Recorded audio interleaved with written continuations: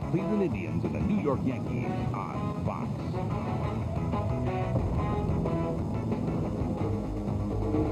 It's another beautiful October night at 161st Street and River Avenue as the stadium will be rocking again tonight.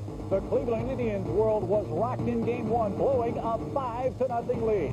Why are Yankee fans so vocal and rowdy? They're getting ready across the street at Stan's Sports Bar. Those are the folks who will be greeting young rookie right-hander Jarrett Wright. He faces the biggest challenge of his young career tonight. He takes the mound at Yankee Stadium against Andy Pettitte, who's been there before. Of course, a brilliant Game 5 performance in last year's World Series for the Bronx Bombers. Another controversial move, Charlie Hayes gets the start over Wade Boggs at third base for New York.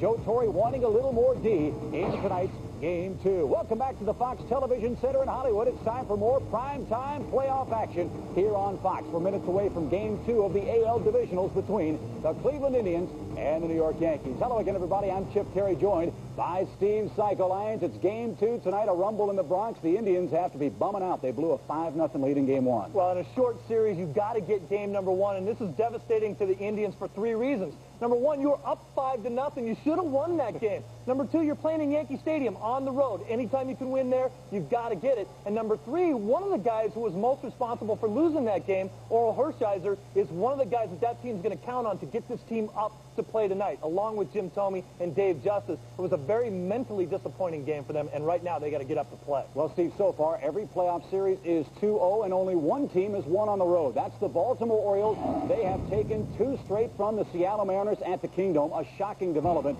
in the first round. Jamie Moyer knocked out of the game. His elbow flared up, and the Mariner bullpen blew up in the 5th inning, leading 2-1. Paul Spoljaric serves it up to Robbie Alomar. A great try by Junior. Couldn't make the grab. 2 Oriole runs score.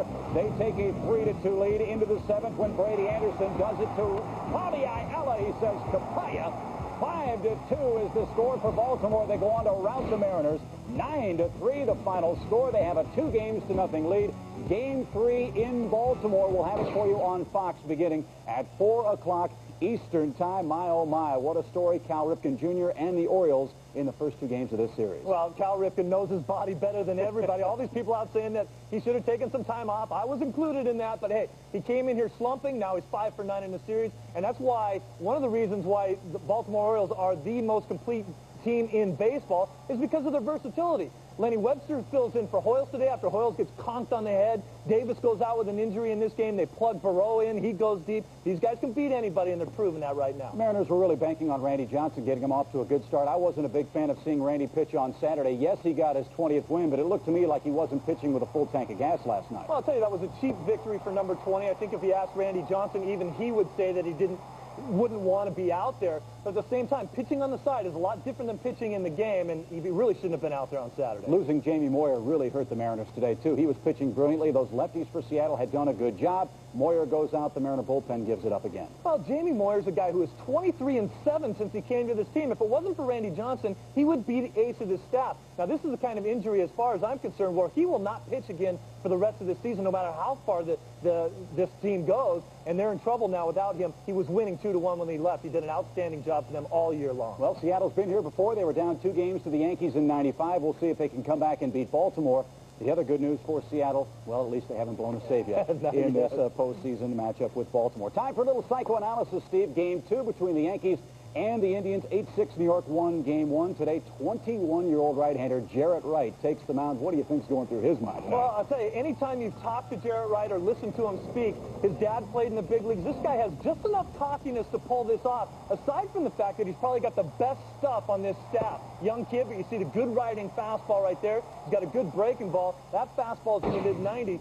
Look for tonight's ball game. Both Tino Martinez and Paul O'Neill have trouble with hard-throwing right-handers that they've never seen before. So you're going to look for that in tonight's game. So who has the advantage, Wright or the Yankees? Well, I think Jamie Wright will have the advantage for the first time through the order. But guess what? The equalizer is he has to play in Yankee Stadium. And you know what, Jared? They don't like you there very much. You're going to come in. You saw those guys we showed you across the street partying before the game. They're going to be in the stadium when you're pitching. They don't like them. Hang with them. How about the controversial move by Joe Torre? We saw it in Game 1. Cecil Fielder benched Tim Raines in the lineup. A homer, 3 RBIs for the Rocks tonight. It's Charlie Hayes over Wade Boggs. righty against righty, not righty against lefty at third base for New York. Well, Joe Torre is famous for making these moves. He's not afraid to make any move at all. Here's a great play made by Charlie Hayes, but guess what? Wade Boggs has 2 gold gloves over there, 94 and 95. The reason they made this move is defensively. Andy Pettitte loves to pitch inside. He has to pitch inside to be effective. That means a lot of ground balls going to the left side of the infield. He wants Charlie Hayes out there. But Boggs is the lefty in the lineup, too, and he's a much better situational hitter. I'm not sure that I agree with this move. Well, Jarrett Wright, just the 12th pitcher at younger than 22 to make a postseason start in baseball history. Those youngsters are 6-2, so perhaps plenty of hope for the Indians in tonight's ball game. Yeah, his hand's like this right now, I can guarantee you. Just like yours when we do the show. I love to see that. All right, well, we'll see if 21-year-old Jarrett has the right stuff tonight in the Bronx. He is 7-0 after a Cleveland loss, and the rookie will be tested like he's never been tested before. It's Game 2, the Indians and the Yankees coming up. Here's Joe Buck, Tim McCarver, and Bob Brenly in the Bronx.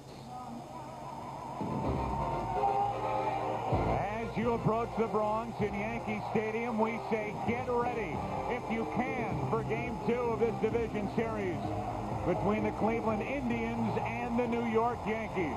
It is a crisp October night at Yankee Stadium.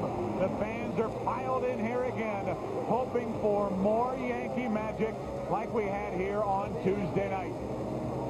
And welcome to the broadcast booth. I'm Joe Buck, along with my partners, Tim McCarver and Bob Brenly. We'll get right to it. Bob, the guys in the pregame show were talking about young Jarrett Wright, 21 years old, faced with a lot here tonight. Well, the Yankees have a guy, 25-year-old Andy Pettitte, 18-game winner, seemingly a world of experience, and they're happy to be able to throw him out there tonight. And in the course of acquiring that experience, Andy Pettitte has really learned how to do the little things well. We know he's got great stuff. We know he's a competitor. Those are big things.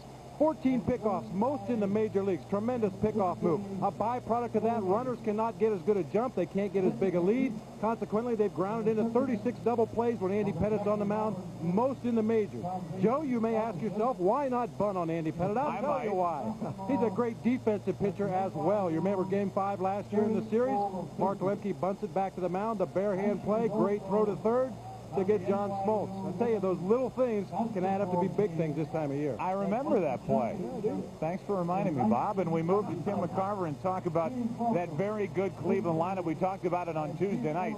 Well, they are out there tonight in a game they need to have, and they're going to try to pound on Andy Pettitte. Well, Bob is right. Andy Pettitte is a very formidable left-handed pitcher, but the Cleveland Indians very tough on left-handed pitchers this year. As a matter of fact, the best batting average in the American League, third in home runs, third in winning percentage, and look at that 307 lifetime batting average against Andy Pettitte by left-handed batters.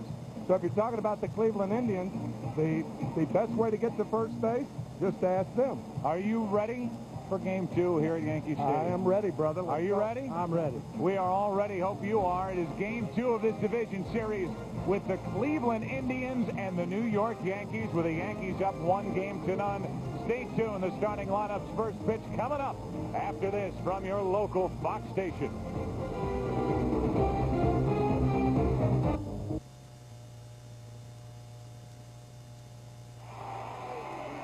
Welcome back to Yankee Stadium, the site of a game the Cleveland Indians let get away, and tonight the site, the game they need to have before this series shifts back to Ohio. A look at their lineup. Pitt Roberts will lead it off, but in left field tonight with Omar Vizquel batting second and short. Manny Ramirez in right field. Matt Williams is cleaning up at third. The DH is David Justice. Sandy Alomar Jr., he went deep in the first inning on Tuesday night. A 3-run shot, was 2 for 4 on the evening. Then Jim Thome backed up to the number 7 spot in the Indians lineup. Tony Fernandez is hitting 8th at second base, his first start. And Marquise Grissom again batting 9th in center field. A look at the Yankee defense. Chad Curtis is in left field with Williams in center and O'Neill in right. Shortstop Derek Jeter, 4 putouts, 3 assists in Game 1 on Tuesday, and he likes to shine in postseason baseball. And he's had a chance in his first 2 years in the big leagues. On the mound for the Yankees tonight, 18-game winner, Andy Pettitte. Andy Pettitte, the anchor of this Yankees pitching staff. David Cohn, the big game pitcher. Andy Pettitte, the consistent winner. See what his numbers on the season. Features a cut fastball. He'll run inside to right-handers. He'll also sink that fastball. Throws a great straight change-up, and he's been working on an overhand curveball that he will use to get a strike on right-handed hitters occasionally. A little bit of a different look from Andy Pettitte. I think that overhand curveball is what gives them the different look. The right-handers, especially that killer cutter that saws off right-handed bats. Fastball is straight, but good location. Primarily, however, he keeps the ball inside the right-handers and outside the left-handers. He's a one-location pitcher, even though that location usually is right on target. So it is the relative inexperience of young Jarrett Wright, the 21-year-old, on the mound tonight for Cleveland, facing Andy Pettitte and these Yankees. And Andy, although relatively new to the big league scene, came up and was firmly planted in this rotation in 1995. Here he is in 97, again back in the postseason. He's on the mound trying to win this game, too. This broadcast also available in Spanish by utilizing the SAP button on your television. Glad you're with us. Viv Roberts leads it off with Omar Vizquel and Manny Ramirez to follow game 2, with the Yankees up 1-0.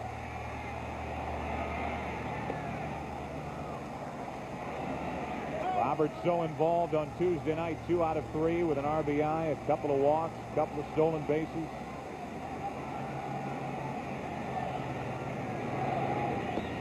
Two and 0.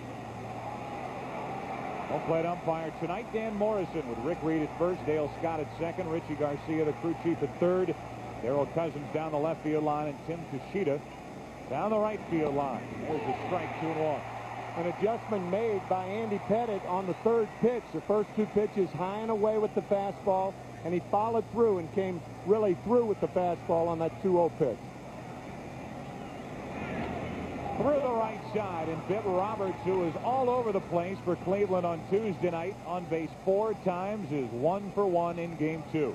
Well, Mike Hargrove said that Viv Roberts really energized this Indians ball club when he came over, and he continues to do it in the postseason, finding a hole in the right side. Pettitte tries to go away with a fastball.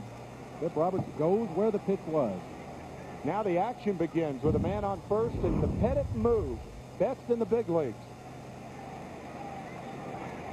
As has already been mentioned, he picked off 14 during the regular season this year, and since 95 when he came up, he's picked off 37.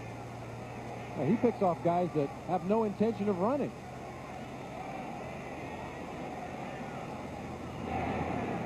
And an early look at that move.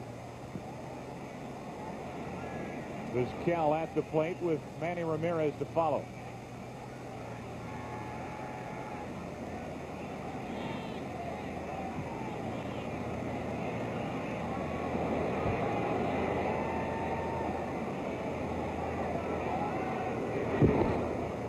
Well, Viv Roberts with a pretty good read on the first 2 throws to first base. You could see him staring intently out at Andy Pettitte. Right there, if that right foot goes behind the back leg, the pitcher is committed to going home. That's why a lot of managers and a lot of base runners think that it's a balk move. Most good moves to first base are balk moves, as a matter of fact. But that's something to look for. That's what the base runners look for. But Major League, American League umpires will give Pettitte the benefit of the doubt on that move to first. Mike Hargrove, the Indians manager, stopping just short. And his description of that move as a balk. There's a strike to Vizquel, 1-1. 14 pickoffs this year, no balks called against Andy Pettitte. I think the thing that sells that pickoff move so well is he doesn't do a lot of the standard things that left-handers do to tip off a throw to first. Sometimes they'll rear back. Sometimes they'll look at home when they throw to first, look at first when they throw to home. He doesn't do any of those things. His move to first is very, very similar to his delivery to home plate. Big overhand breaking ball drops low, 2-1. The Indians last night had Roberts on base, stole second. Vizquel bunted him over to third, and the Indians ended up with a 5-run first inning. You have a pretty good hit-and-run situation right here. 2 balls and 1 strike, the ideal count on which to send the runner. And a little pop-up to the right side for Sanchez. 1 away. Well, why not get it right from Andy Pettitte's mouth, his description of that pickoff move. If I'm in a good groove pitching and I have good control and good command, and it seems crazy, but it seems like I have a better pickoff move on those days than if I'm really struggling with my mechanics. I guess because everything's the same, everything looks the same. So there's not really, you know, I've been able to pick off so many guys for 3 years in a row now. There's not really anything that I don't think I'm tipping them anyway. That's just what you said, Bob. You try to keep the delivery to home plate as much like your move to first base as you can. Try not to give that base runner anything to key off of. And when he said when his mechanics go bad in his deliveries to the plate, his move suffers for it to first base. Now Manny Ramirez looks at ball one low and away. Manny in game 1, 2 out of 5 with an RBI. For the season, hit .328 with 26 home runs. And a guy who lifetime is hitting .500 against Pettit with a couple of home runs. Andy Pettit trying to get around a leadoff hit by Bip Roberts, who hasn't moved. Except to go back to the bag. Still a 1-0 count on Ramirez. Interesting thing, Mike Hargrove telling us before the game that the Indians have picked up something in Andy Pettit's move to first base. Obviously, he wouldn't tell us, but they have picked up something, and he feels that they can run against Andy Pettit. Conveyed to Bip Roberts, we'll see.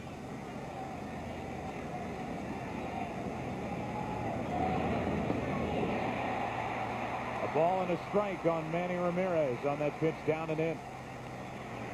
It's a big breaking ball from Andy Pettit. We talked about the curveball that he will use to right-handers on occasion. Swings right over the top of it, chasing a bad pitch right there.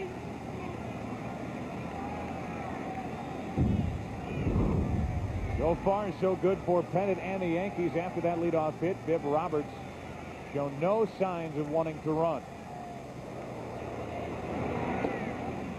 Low to Ramirez, 2-1. You know, if indeed the Indians have picked up something in Andy Pettit's move, you really have to get out there and see it before you believe it.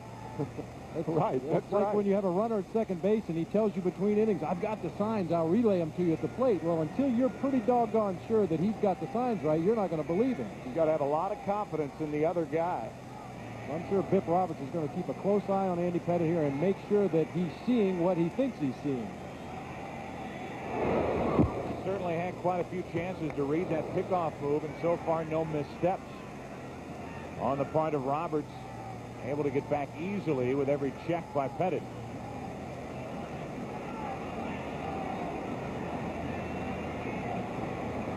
Meanwhile, Manny Ramirez out in front on the count, 2 balls and a strike with Matt Williams to follow.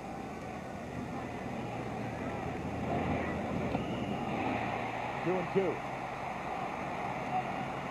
Well, even if they don't steal bases against Andy Pettit, if they're able to get a normal-sized lead at first base rather than shorten up, as we mentioned in the open, at least they'll have an opportunity to break up double plays, perhaps advance first to third on a base hit.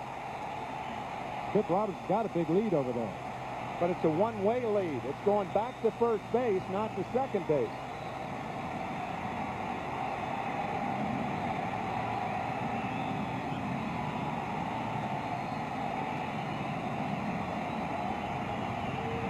Two.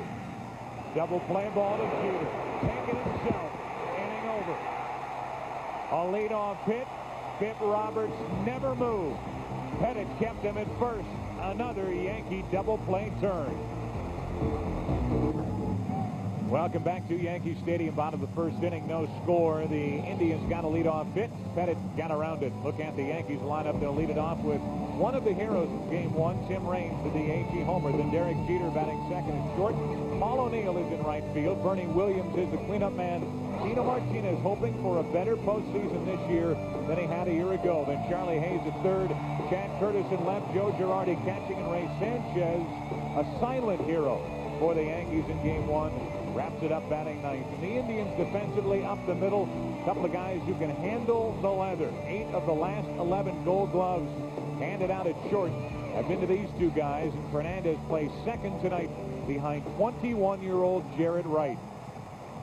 Jared Wright, a 95 to 97 mile an hour fastball. So goes his fastball, so goes Jared Wright for the most part. He started this season in Double-A Akron. And he deals with the Yankees in Game 2 of this division series in the fastball. 98.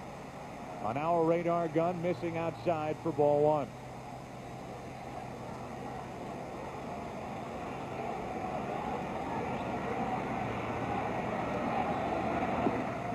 Two and 0. One thing you want to do with Jarrett Wright as a catcher, you don't want him throwing to the mitt. You want him throwing to the four corners.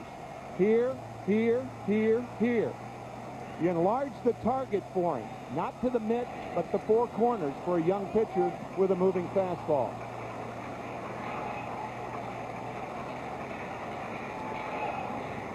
Take a look at the scouting report on young Jarrett Wright. Outstanding power, the 2- and 4-seam fastball. The 4-seamer will be up high in the zone more often than not. The 2-seamer will sink a little. Throws a pretty good changeup. Kind of a mix between the curve and the slider. They call it a slurve. Sometimes they'll throw it a little harder than others, make it break a little more, take a little off. Basically a power pitcher, though. He's going to rely on that fastball, as Tim said. And Tim Raines is gone as he grounds to first with Jeter and O'Neill to follow. Mike Hargrove, early in this process, tabbed Jarrett Wright as his Game 2 starter. As Jeter walks in, Bob, I'll ask you, is this a wise decision in your mind on the part of Mike Hargrove to put this 21-year-old kid out on the mound in a night like this? Well, I really think it is. You're going to have to pitch him sometime in this series, and Mike Hargrove's thinking is with Charles Nagy throwing Game 3 a sinker ball pitcher, Orel Hershiser a sinker ball pitcher, very similar deliveries, very similar styles. Put the flamethrower in between the two sinker ball pitchers. And they talk a lot about this kid's poise. I think he can handle this, although Yankee Stadium has been the end of a lot of young pitchers. Yeah, there are a lot of models at the Eileen Ford agency that have a lot of poise, but they don't have 95-mile-an-hour fastballs. Well, he's hit 98. He's hit 97 here in the first inning. That's 97 again, but low and away for a ball, 2-1. Derek Jeter stepped to the plate after Tim Raines tied the game at 6 in that 5-run 6th inning, and a little short arm and a flick into the seats in left field to put the Yankees out in front for good at 7-6. They won 8-6. 3-1 on Jeter is that 99-mile-per-hour pitch. Missed low and away. Yeah, that was a great example by Derek Jeter in that ball game last night of adjusting your swing after you started. Pulled his hands in close to his body so he could get the head of the bat on the ball.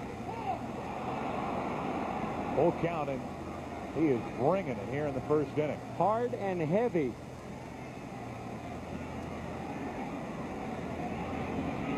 Right on the outside corner on a 3-1 pitch. 3-2 to Jeter. Up to 99 miles per hour again. Do we know if our gun and our graphic goes up to triple digits? Well, just a word about radar guns. Dan Warthen, the pitching coach for the San Diego Padres, says radar guns are like bathroom scales. You know how that can be. You go to the neighbor's house, you weigh light, you go buy that kind of scale. Keep going back to the one that weighs light, too.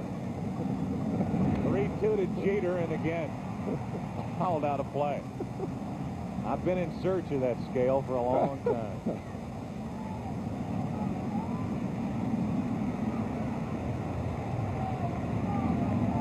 Jarrett Wright has bottomed out at 95 miles per hour here in the first inning. A one-out walk.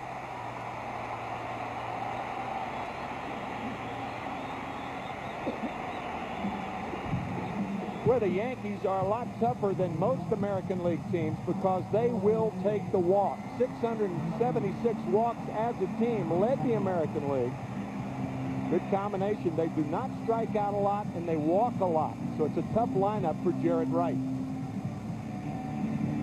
We've heard a lot about back-to-back-to-back home runs. First time it's been done in a postseason game, and O'Neill was the end of that back-to-back-to-back train on Tuesday night. He pounded one to center off Assenmacher to make it 8-6, which is the way it ended. Low for ball one from Jarrett Wright.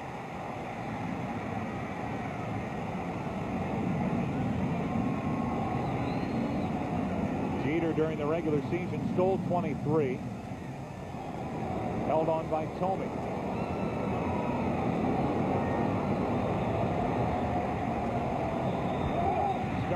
stops is ball 2, misses low to O'Neill. It's really not a good running situation right here. The reason is Jarrett Wright can't find the strike zone. You don't want to run and be thrown out if a pitcher is wild. However, if he recovers and starts throwing more strikes, that's when you send the runner.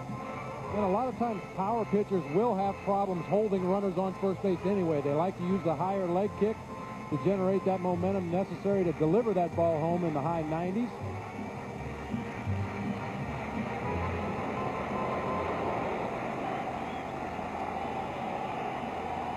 After a walk to Jeter, it's 2-0 on O'Neill with Bernie Williams next.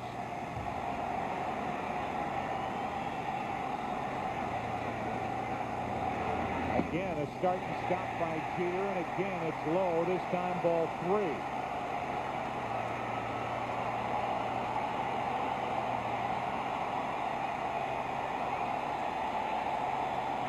I would not have O'Neill hitting here. 3-0. He can't find the strike zone. I agree with you, Tim. You got the fans involved in the game now. Try to rattle the youngster out there on the mound any way you can. Make him throw a lot of pitches.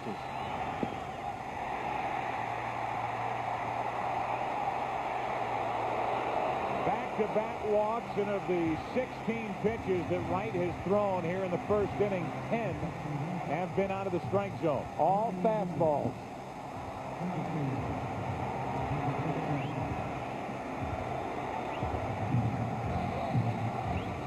And now with 2 on, 1 out, it's the cleanup hitter for the Yankees, Bernie Williams.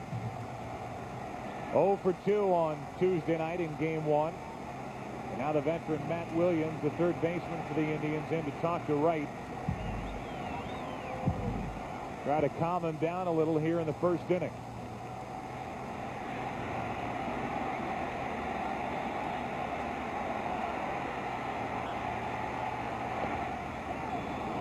Strike from Wright. Manager Mike Hargrove saying that he's never seen Jarrett Wright lose his composure or get rattled. You want a test? Here's a test in the first inning with 2 on, 1 out.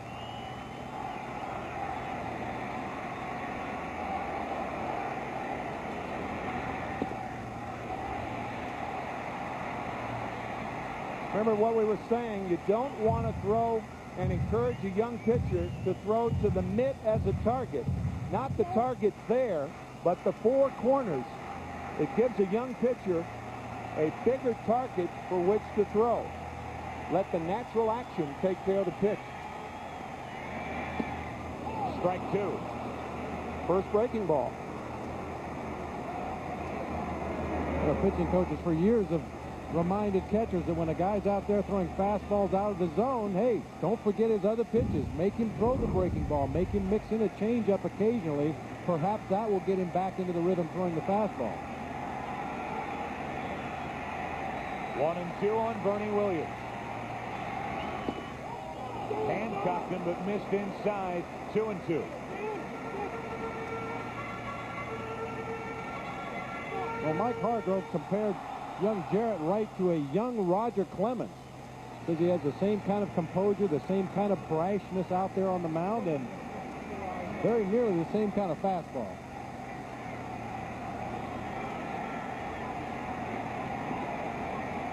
Time called at home plate by Williams. Raines grounded out. A walk to Jeter, a walk to O'Neill. And now a 2-2 pitch to Bernie Williams.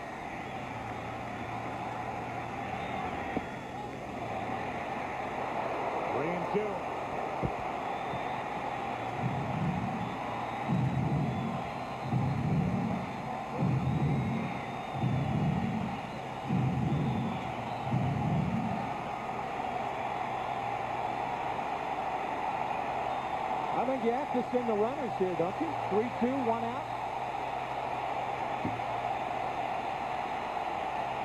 Bernie Williams knows that strike zone. Will they go? They're off. Ball 4. The bases are loaded.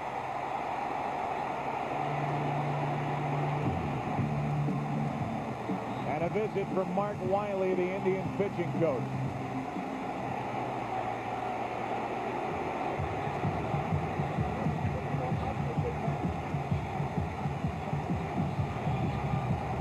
Let's take a look at the pitches to Bernie Williams and how close that 1-2 pitch was.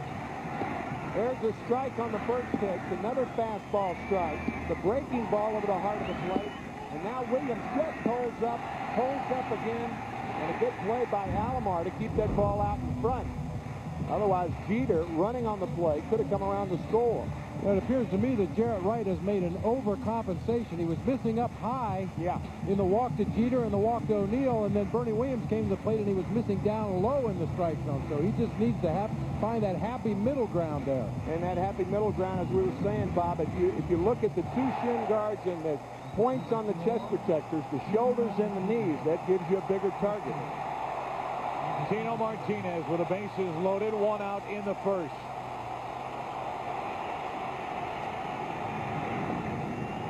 That almost got away from Alomar. Ball 1.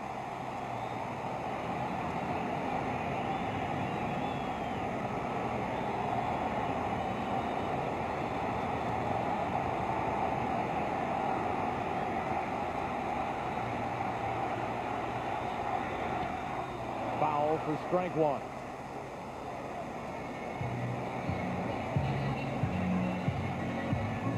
Jarrett Wright is the son of Clyde and Vicky Wright. Clyde looks a little more relaxed than Vicky right now. They went to see Phantom of the Opera on Broadway last night. The three of them did. They're hoping this is not a recurrence of that play. Getting ugly in a hurry. Bases loaded, 1 out.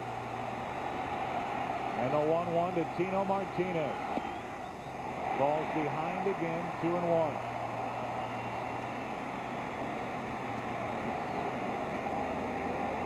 Chad O.J., the right-hander, getting ready for the Indians here in the first.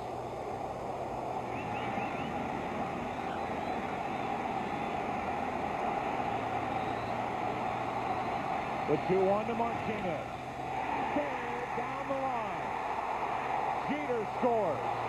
O'Neill scores. They hold Williams at third. It's 2-0 New York.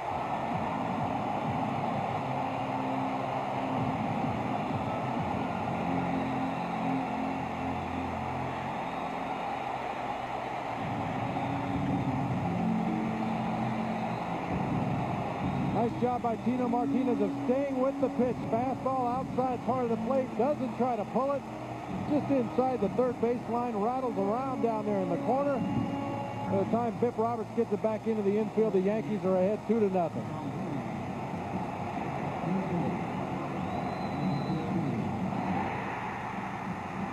The parents of Jarrett Wright, his father Clyde Wright, pitched in the big leagues. At one time a 20-game winner for the Angels.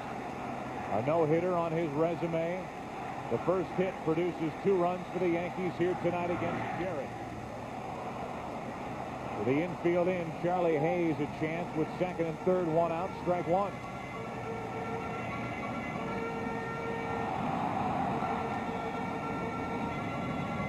First at bat of this series took over defensively on Tuesday night.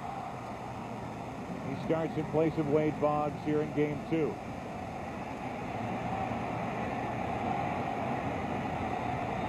Second and third, 1 out, and a blistering pitch for a strike 0-2.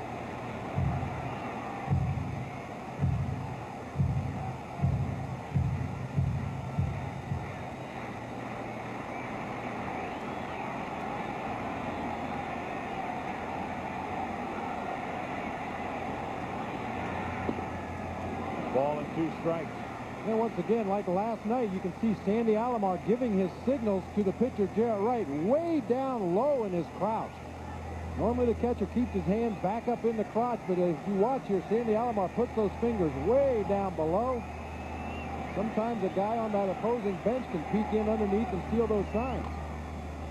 Slow roller is foul. It stays 1-2. All right, the on-deck circle. A lot of catchers will do that. They'll drop the fingers down because the shadow in the groin area. A lot of times you can't see the signs real well.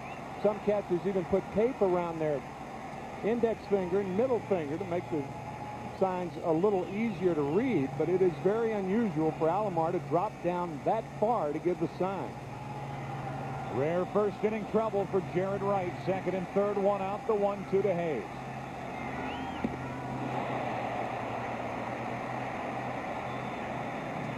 They really tried to overthrow a breaking ball right there. It just got away from him.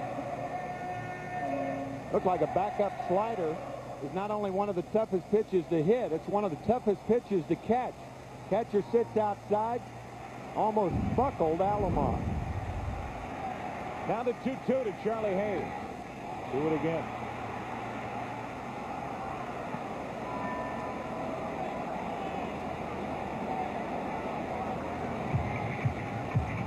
Andy Pettit has a 2-run lead, hoping for more. Bernie Williams, a runner at third. He drew a walk this inning. Tino Martinez delivered with a 2-run double. Already a 32-pitch first inning for Jared Wright.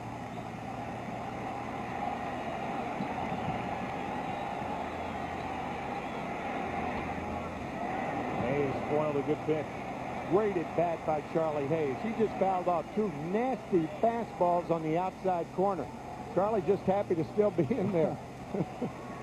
Well, this pitch is tough to take, but you can't hit it, so you just try to get a piece of it and stay alive in the at-bat. It wasn't pretty, but it'll work. Emergency swing. Again, the 2-2.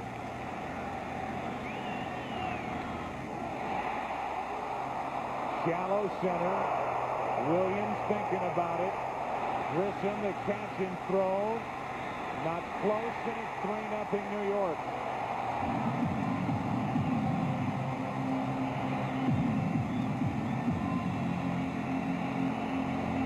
Well, that's just a great at bat by Charlie Hayes. Fouling off pitches that he couldn't hit. Finally got one he could and lifts it far enough to center. The throw by Marquise Grissom a little offline. Martinez going to third base. If that throw were low enough, Martinez was willing, because Grissom was so shallow, he was willing to trade the out for the run. But the Yankees get both. The run and Martinez at third, 2 out. Chad Curtis will face Jared Wright. And the 3 who have drawn walks here in the first inning have all come around to score. To the shortstop, Vizquel. To his left. A long first inning for 21-year-old Jared Wright is history. We go to the second at Yankee Stadium. World champions out in front by 3. Well, I guess it could have been worse for Jared Wright. Yankees did come up with 3, had the bases loaded, 1 out. They get 3. All 3 that drew walks came around to score, and Jared has that first inning behind him. Now he asks his teammates to get him back in the game. Indians batting, second inning. Matt Williams takes a breaking ball for a strike. Funny how that works. Walks equals runs. That's pretty much the old rule in this game, and especially Jared Wright losing control in that first inning. And then Tino Martinez with a key double down the line. That's strike 2 on Matt Williams. Williams, Justice, and Alomar. The middle 3 for the Indians here in the second. They got a leadoff hit from Roberts in the first, but Manny Ramirez ended the top of the first inning with a double play ball.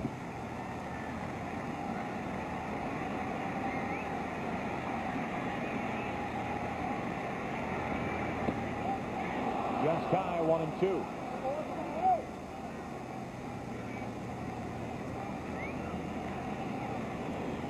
Joe Girardi set up inside under the hands of Matt Williams. Pitched just a little bit up as it crossed home plate.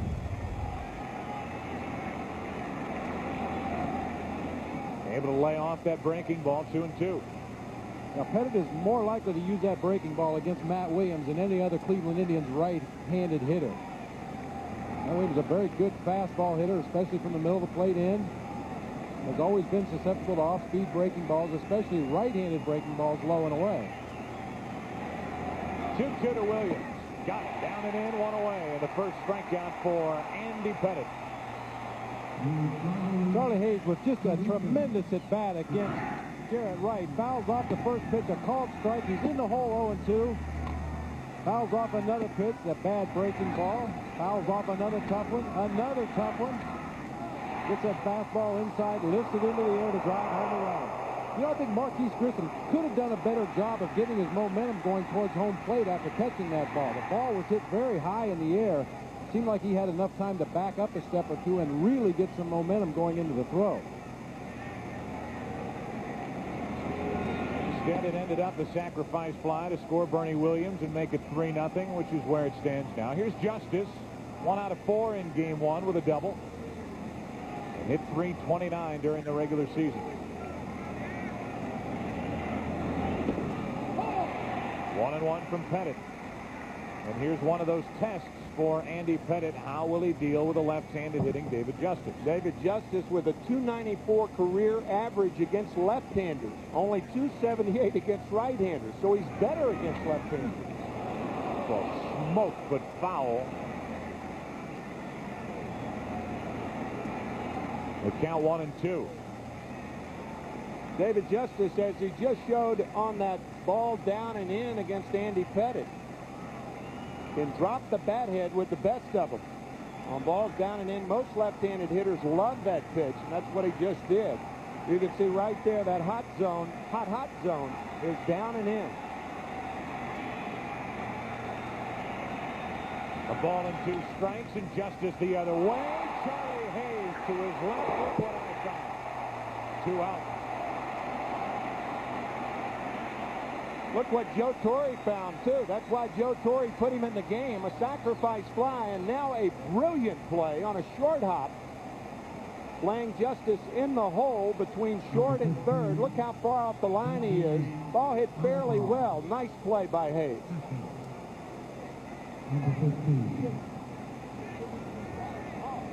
That ball coming off the bat of the left-hander, you can see it tailing back towards Charlie Hayes. That ball, a lot of times, the third baseman will overcompensate. They'll overrun the ball, it'll hit off the heel of the glove, and get through into the outfield. There's Sandy Alomar Jr. Talked about when we ran through the lineups that Alomar had that 3-run home run in the first inning in game 1, and here he's 1-1 against Pettit. Cooler here tonight, and I think that foul ball stung the right hand of Alomar.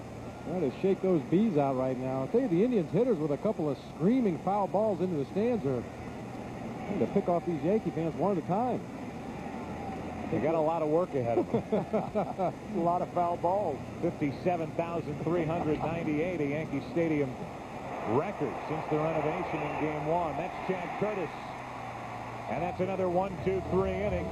Pettit has faced the minimum through in 2 innings. 3-0 Yankees after an inning and a half. 1997 American League Division Series on Fox is brought to you by Nissan, who reminds you that life is a journey. Enjoy the ride. By IBM, solutions for a small planet. By the 68,000 professionals at Delta Airlines. And by Nike, who reminds you that if you've got a problem with baseball, move to Norway. Beauty shots. That's what we call them. There's a beautiful shot of Yankee Stadium in the Bronx. They have had a lot of wonderful October memories the last couple of years, and even though game 1 wasn't technically in October, Bob, you're going to give me a little leeway to say it was an October night? Yeah, we'll call it October. All right. There's Joe Girardi, the number 8 hitter with Ray Sanchez and Tim Raines to follow. And Jarrett Wright hoping for the ability to find the strike zone here in the second inning. Misses for ball 1.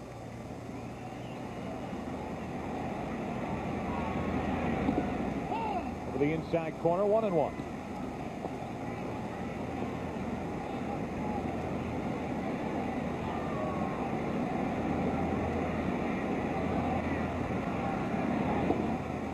Good pitch there, strike 2. That's one of the better pitches he's shown us in first 25 minutes of this game. Yeah, he doesn't try to overthrow this breaking ball. Just starts it over the heart of the plate, lets it move away, down and away from Joe Girardi.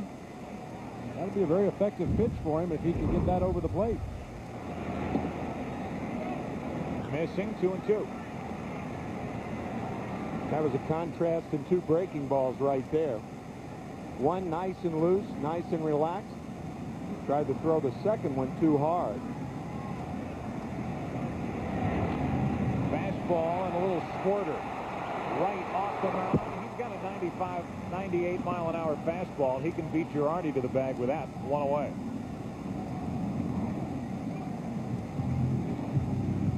He was also a linebacker at Catella High in Anaheim.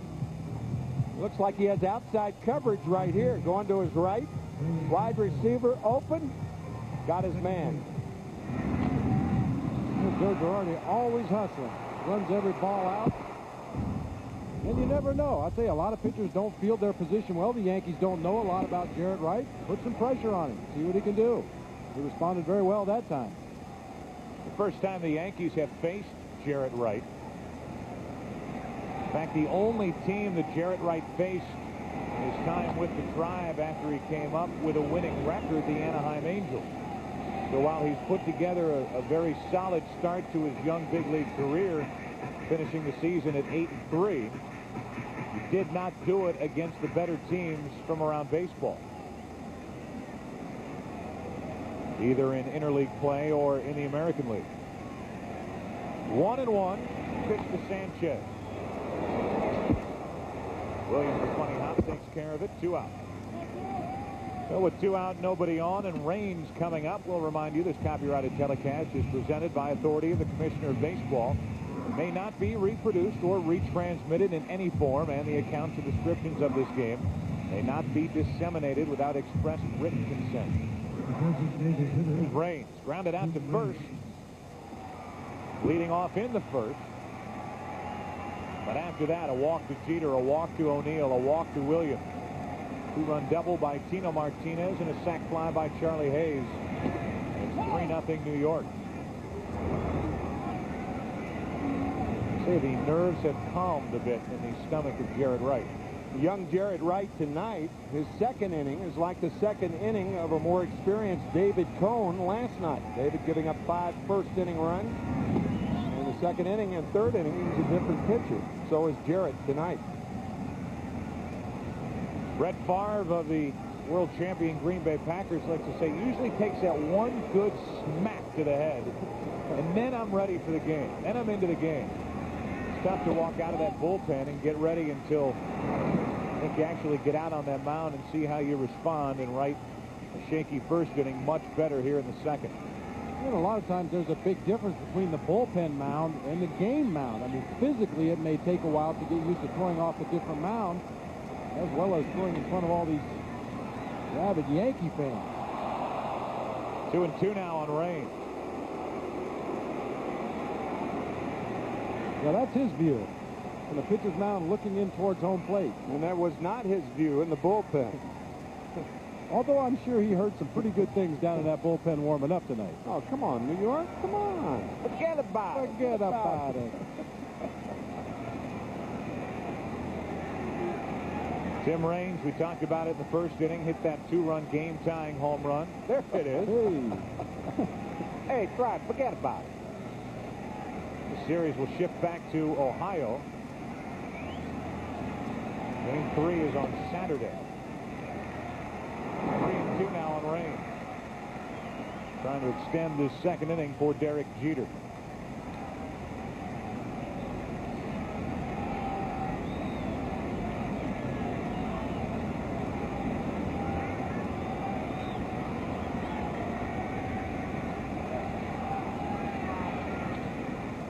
The second baseman, Fernandez. He played here in New York. A little flip across his body in a 1-2-3 inning for Jarrett Wright. Much better after 2. 3-0 New York. Back after this from your local Fox station. Welcome back to New York, the MetLife Blimp. Snoopy 1 has teamed up with Fox Sports to provide you with aerial coverage of tonight's game between the Indians and the New York Yankees. MetLife Blimp typically cruises at a speed of 35 miles per hour at an altitude of 1,200 feet. Good way to get back to the hotel after the game. 3-0, the Yankees lead. We're in the third, and Andy Pettitte misses down and into Tomey.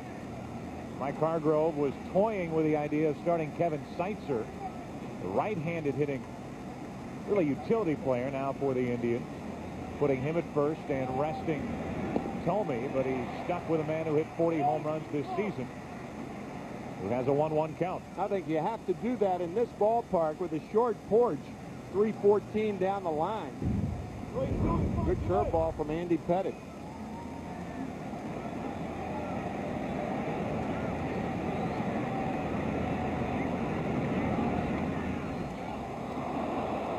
Ball and 2 strikes, and that hops up into the seats. Joe, you mentioned 40 home runs off the bat of Jim Thome this year, 36 versus right-handed pitching.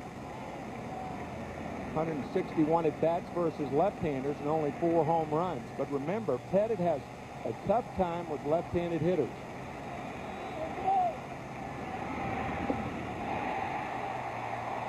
Second strikeout for Pettit as Thome is gone to start the third. Now, Thome does not cut down on his swing with 2 strikes. He's trying to whirly-bird on almost every swing, and even with the count of 2 strikes, he gets that fastball down and in, and he lets out some shaft, but doesn't come up with it this time. Thome with a very good eye at the plate, 120 walks on the season, but he also struck out 146 times, which tells you he's not cutting down on his swing. Mr. Marguerite, who is a teacher at in Ozone Park, or Queens, at the Nativity School, the sister of Joe Torre. And I think we mentioned on Tuesday night that Joe will have a movie made after the life of Joe Torre, including Frank Torre. Robert Loggia will play Frank. Sister Margarita wanted Sophia Loren to play her. How about that?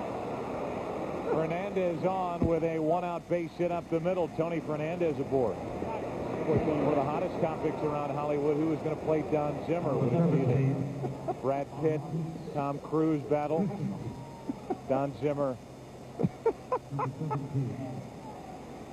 That's our guy, man. He is, when in doubt, our great director, Bill Webb, when in doubt, go to Zimmer. Find him.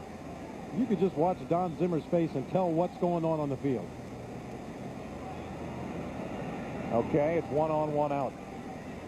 And here's Grissom. A strike from Andy Pettit. Joe Torre will tell you Don Zimmer was a big part of their World Championship last year. And they are always sitting together.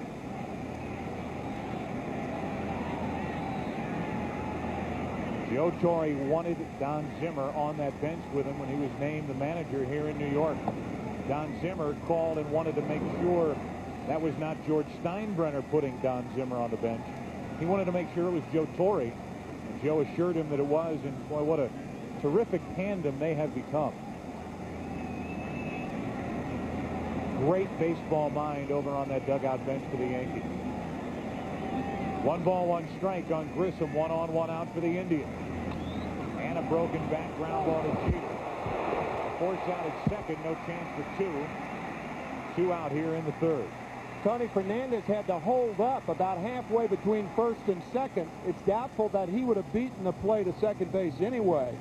But he has to hold up because the ball is a line drive, and from his angle, he can't tell whether Matt Williams, or I beg your pardon, Charlie Hayes, has a shot at it.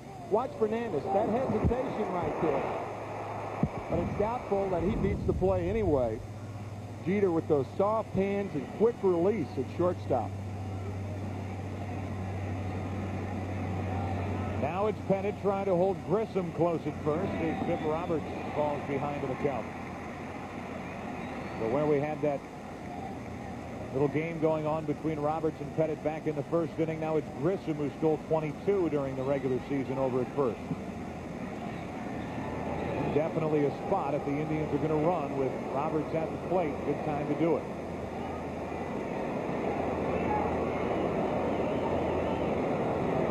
Grissom was leaning and frozen, but the throw a little off the mark. I think if that throw is on the bag, that's a very close play over there. Grissom just absolutely froze in his tracks there. He's waiting to see something from Pettit. Better throw makes it a close play over there.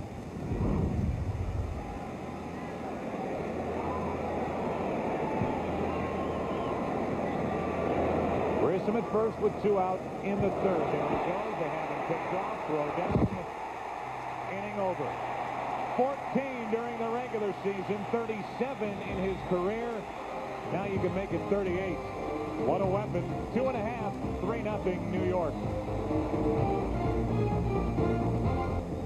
Marquise Grissom, the latest victim of 25-year-old, 18-game winner this season, Andy Pettitte.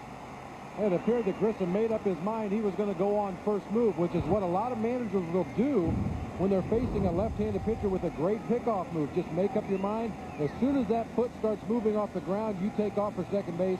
Hope there's a bad exchange at first, or perhaps the ball hit the runner in the back on the way to second. Derek Jeter leads it off in the third inning for the Yankees with O'Neill and Bernie Williams to follow. And now the second time through the lineup. Well, it's almost like the first time through the lineup for some of these guys because they didn't see any strikes. 1 ball, 1 strike. Derek Jeter, Paul O'Neill, Bernie Williams. They had back-to-back home runs last night. Not those 3 guys, but 2 of the 3. Tonight, back-to-back walks. Responsible for the 3 runs in this ball game. Assenmacher was the one to give up the final one to Paul O'Neill, who waits on deck.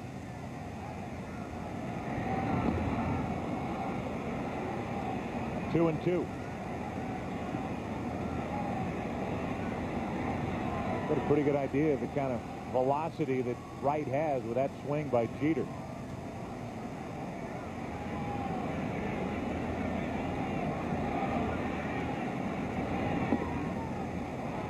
Drop low, full count.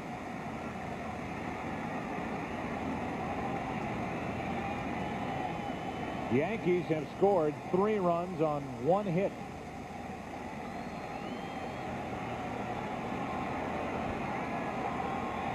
Three-two to Jeter leading off. Goodbye. Struck him out over the outside corner, and the first strikeout for Jared Wright. It's tough as a hitter when you're facing a pitcher that's been all over the place and inconsistent through the early going, and then you get to a full count and he paints the outside corner on you. Yeah, how can the same guy who's been doing that do that? Right on the black. And now O'Neill. In this series, 1 for 3. And out in front, a ball, no strikes. You know, Jared Wright's been throwing his slider at 85, 86, 87 miles an hour. That's better than a lot of major league pitchers' fastball.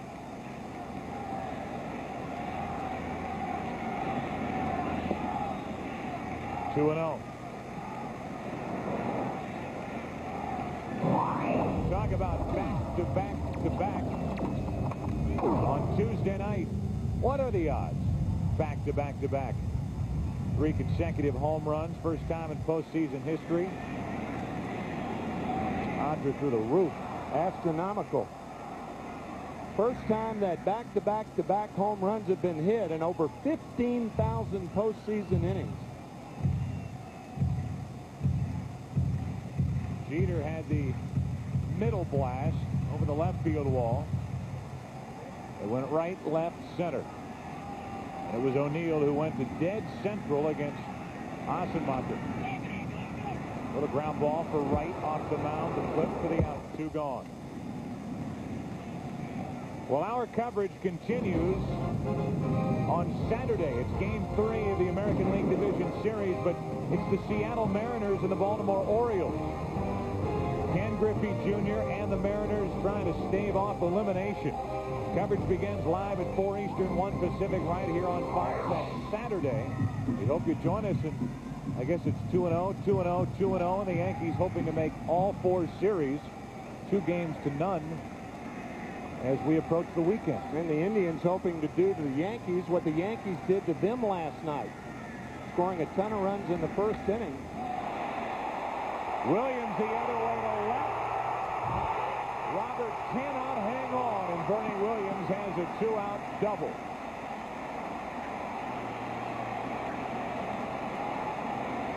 Jeff Roberts starting at second base last night, and it looked to me like he thought he was closer to the wall than he really was. He jumped prematurely with this ball hit by Williams, tailing toward the line, jumping right there.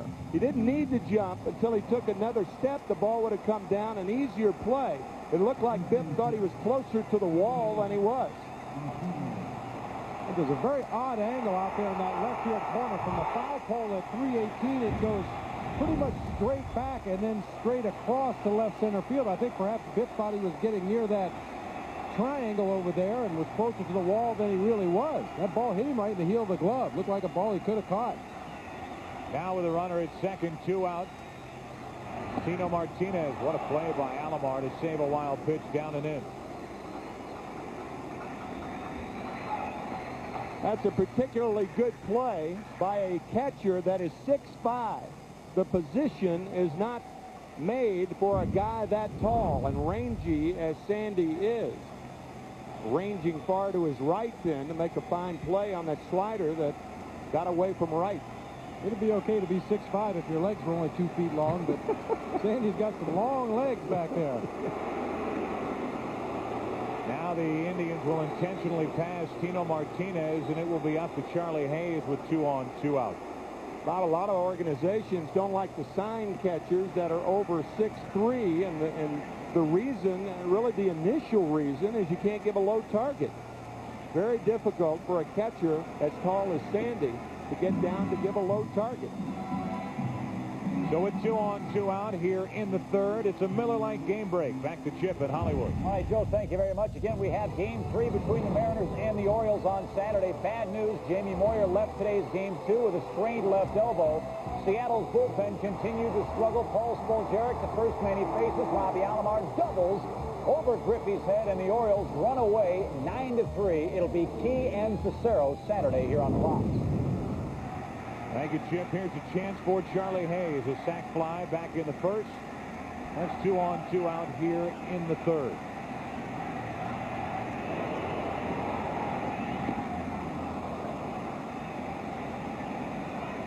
Strike 1.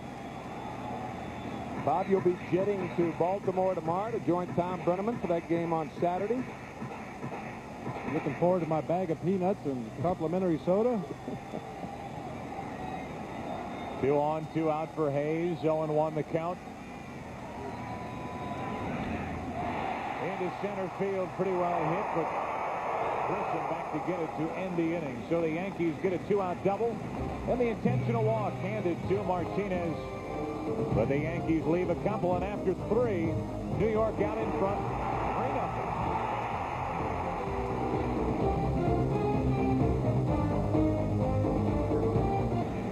We have played 3. Back to work. Top of the 4th inning. It's Andy Pettitte. It will be the top of the lineup.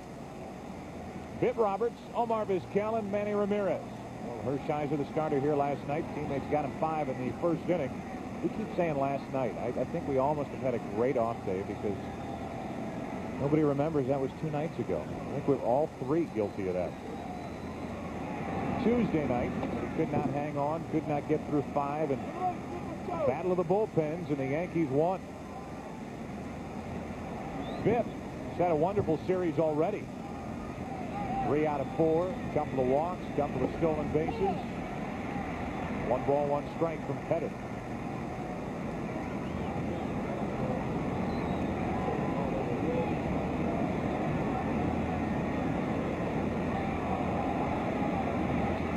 Little broken bat flare, caught by Jeter, 1 away. Don't forget, folks, this week, America's most watched pregame show is back on the road. They'll be live from Green Bay again. And don't miss a key NFC Central Division battle as the 5-0 Buccaneers take on the Packers or other regional action. Coverage begins at noon Eastern, 9 a.m. Pacific, right here on Fox. Check local listings for the game and time in your area. Packers, Buccaneers. Who would have thunk it? Tell you what you saw against Biff Roberts was Andy Pettitte's vintage cut fastball right on the hands. That'll chew up a lot of bats, and it did Biff Roberts. That bat is history. It's firewood now. Plane will be a little lighter heading home back to Cleveland after the game. 2-0 the count on Vizquel. I think Andy Pettitte can get inside the right-handed batters better than any left-handed pitcher in baseball. 2-1. You know, my playing days, a guy by the name of Dave Grovecki was notorious for doing exactly the same thing. Jerry Kuzman, the ex-Met pitcher, used to get a lot of right-handers on that inside fastball. It takes a lot of guts for a left-handed pitcher to come inside on those right-handed hitters. You really have to have confidence that you can get that pitch not just on the inside corner, but on the inside corner and moving in. That's where you get the broken bat, the sawed-off ground balls. 2-2 from Pettit. To third, fair. Charlie Hayes slips a bit. And safe at first is Vizquel, and down to second. Thinking about going to third, and there he goes. O'Neill's throw cut off. Vizquel is at third with only one out here in the fourth. And nobody was guarding home plate. Joe Girardi had to race back to home because he was at first, thinking that Vizquel was going to stop at second. Outstanding base running by Omar Vizquel. It'll probably go as a hit and an error. A low throw by Hayes. I don't think a good throw gets him. But Vizquel made the determination to go to second right away and didn't stop going to third. That's always a tough play for a third baseman. When you go into foul territory and plant, that field is crowned so that the water will drain in the event of rain. Get a look at Vizquel here. Takes a peek over his shoulder. He sees that he can beat that throw to third base at this point.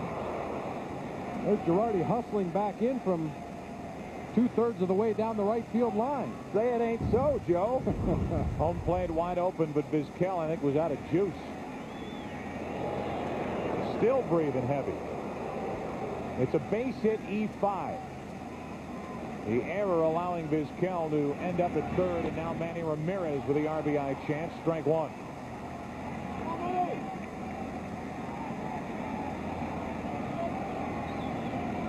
Two out of six in this series and a chance to put the Indians on the board here in the fourth inning.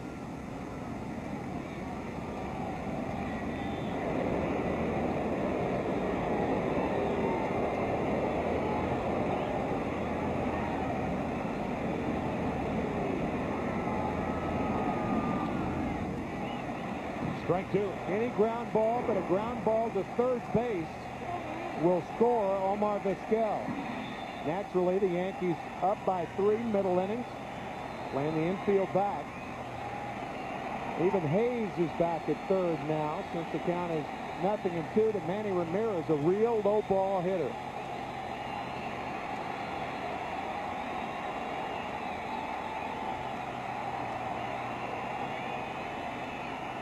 First run of the night for the Indians, 90 feet away, but the 0-2 to Ramirez.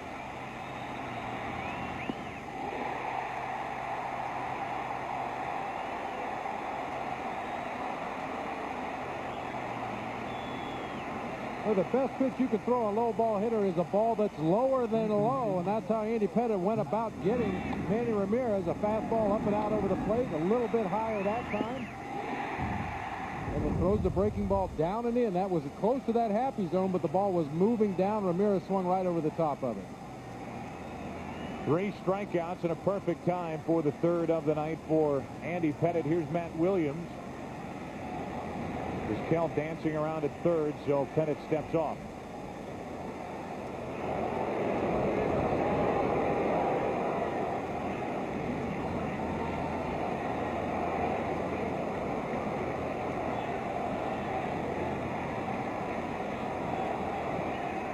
Williams looking for the 2-out hit.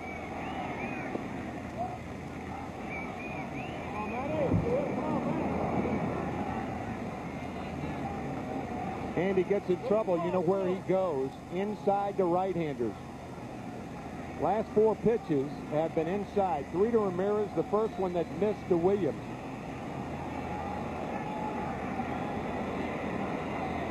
Runner at third, 2 out. 3-0 New York, and 2-0.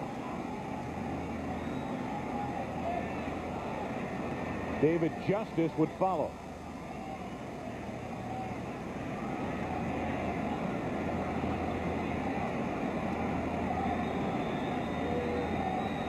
Pettit trying to get around a hit and an errant throw by Charlie Hayes in this inning. 2-1.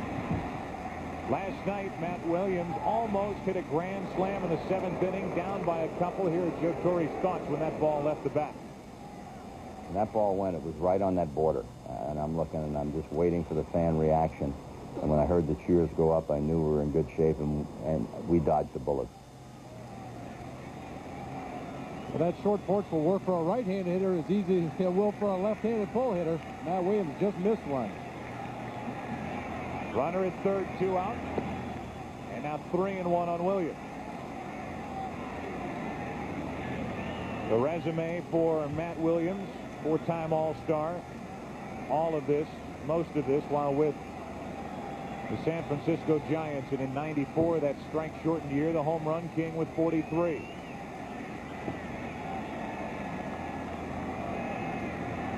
Kell at third with 2 out. Full count. I was a member of the Giants coaching staff that year when Matt Williams was chasing Roger Maris's single-season home run record before the season was interrupted, and I truly believe he had a legitimate chance that year. Even when he was slumping average-wise, he was still getting his home runs. I mean, the season ended August 12th that year. Had 7 weeks to do it. He's just looking for a little old single here in the 4th inning. Runner at third, 2 out.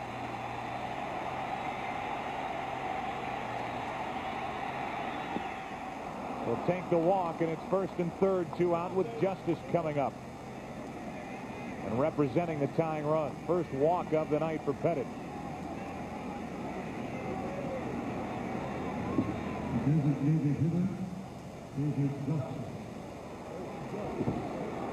David Justice, who had a couple of good swings against Pettit back in the second, ended up grounding out to third, and a good play by Charlie Hayes. Has a chance with runners at the corners here in the 4th inning, and his team down by 3.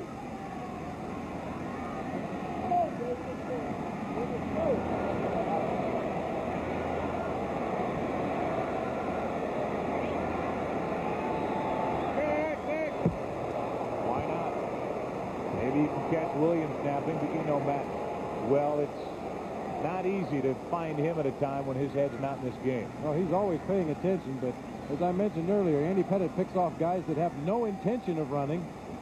The move is that deceptive.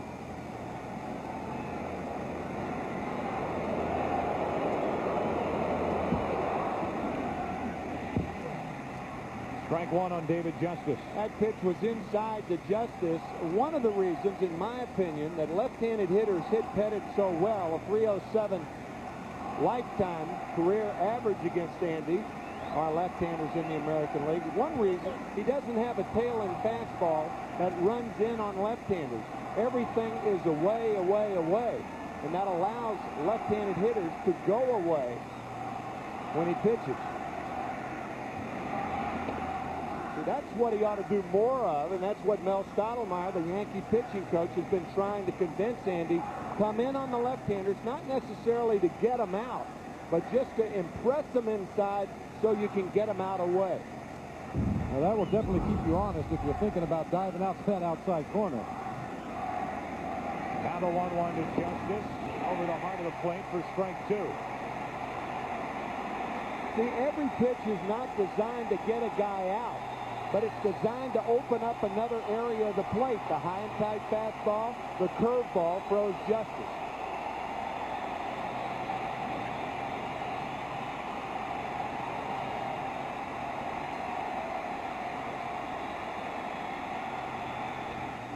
Into right field for a 2-out hit. Vizquel scores. Williams will head to third. The throw by O'Neill cut off, and it's a 2-run game. And this crowd got quiet in a hurry as David Justice delivers here in the 4th.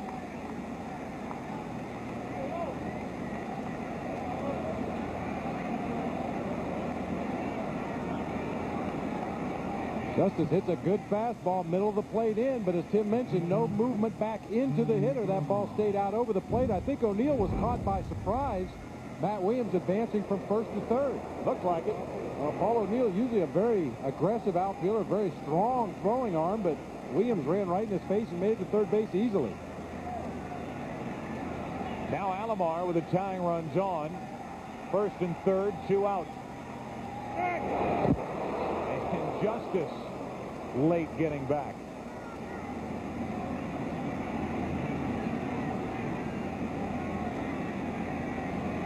It's a helpless feeling as a first base coach. Maybe you can read the move from the first base coach's box. That little bit of a difference in the angle that you have, or that Davey Nelson has, gives you a better read than the runner, and you're yelling back and the guy doesn't move. Alomar off balance, strike one. And you can be sure that the Indians have gone over and over and over in the meetings. Andy Pettit's got a good move. Be careful over there. And still, every throw over there is very close to picking somebody off. David Justice laughing about it right now.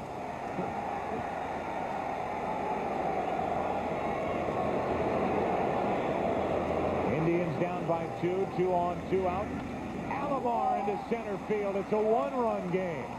Williams scores. It's 3-2 New York. Back-to-back 2-out RBI hits by Justice and Alomar, and the Indians putting it together here in the fourth inning. A lot of people think that every ball hit hard is a mistake by a pitcher. That's not true. Hitters hit good pitches, too. They just hit them less often. But that pitch to Alomar was the real first mistake by Pettit in the ball game. That ball right up around the letters. And Sandy Alomar never met a fastball up around the letters that he didn't like.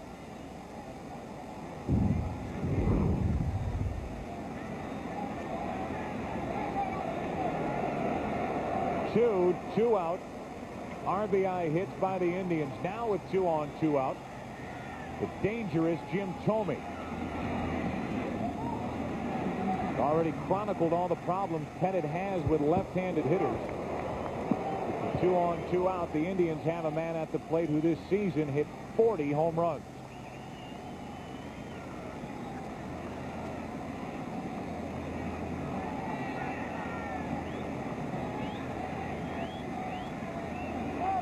Thome looking for his 3rd hit of this division series.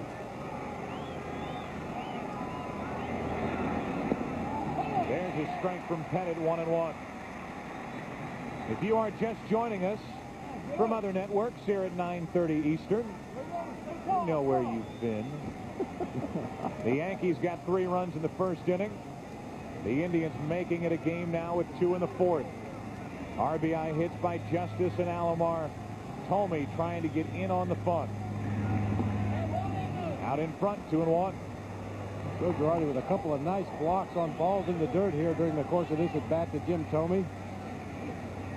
Andy Pettit trying to snap that breaking ball off, perhaps get a swinging strike. You can see that downward movement on that big sweeping curve, hitting out on home plate, and Girardi keeps the ball out in front. The breaking ball, the easiest ball to smother when it's in the ground because you're going down with it. You anticipate the breaking ball in the dirt. It's the fastball that often skips by catchers. 2 on, 2 out. Pettit behind Thome. 2-1. Up the middle and through. Here comes Justice. There'll be no throw, and it's a tie game in the fourth inning. Hits by Justice, Alomar, and Thome. And the 3-run Yankee lead is gone.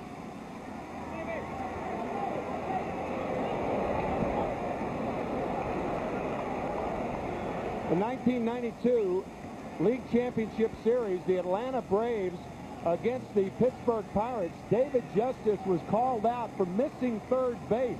It was a key play in a 1-0 game. And it appeared to me that he came very close to missing it, even though he did touch the bag. No appeal play. David not forgetting that play at third base when he skipped over the bag at Fulton County Stadium. They put him out there for a reason. You might as well step on him. That's right. 2 on, 2 out. Tony Fernandez with a chance to give Cleveland a fourth inning lead. Strike 1 from Pettit. Back in the first inning, Jarrett Wright, the 21-year-old rookie right-hander, walked 3 Yankees, gave up 3 runs. Now the Indians have come back with 3 2-out RBI hits. It's a 3-3 game, and now Fernandez took low, 1-1.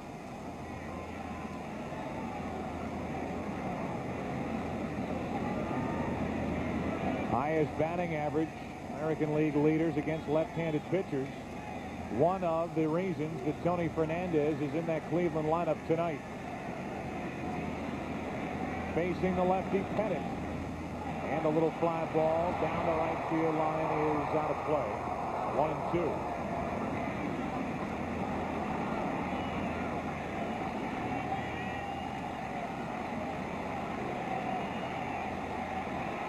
Pettit was ahead of Justice 1-2 and let him get off the hook. He was ahead of Alomar, but threw that high pitch. A high fastball, and Alomar delivered. Fell behind Thome, and Thome got him. Now he's 1-2 on Fernandez. It's going to take a well-placed base hit to score Sandy Alomar from second base. A couple of plow horses out there on the bases right now for the Indians. Alomar and Thome, 2 out. Still 1-2 on Fernandez. The one advantage that they do have, the base runners, with 2 strikes and 2 outs on the hitter, as soon as you see that bat start to move, you start to run. If he swings and misses at strike 3, the inning's over. If he puts the ball in play, you're already in motion. It doesn't matter if it's a fly ball, ground ball, you have to run. A lot of times with 2 outs and a runner on at second base, you'll see the third base coach flash 2-2. It means 2 strikes, 2 outs. Get the extra step and a half from second base.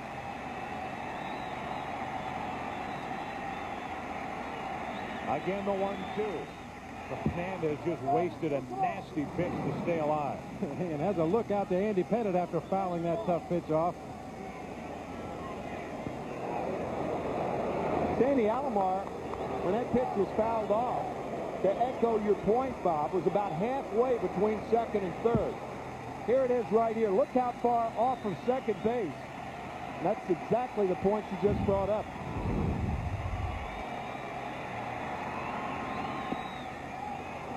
Two and two now on Fernandez.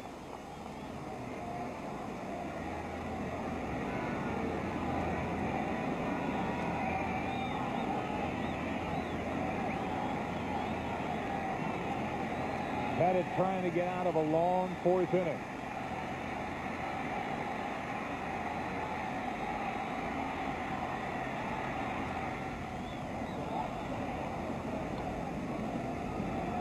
The night for Andy Pettit, no problems through the first 3 innings. And this 4th inning has been a long one.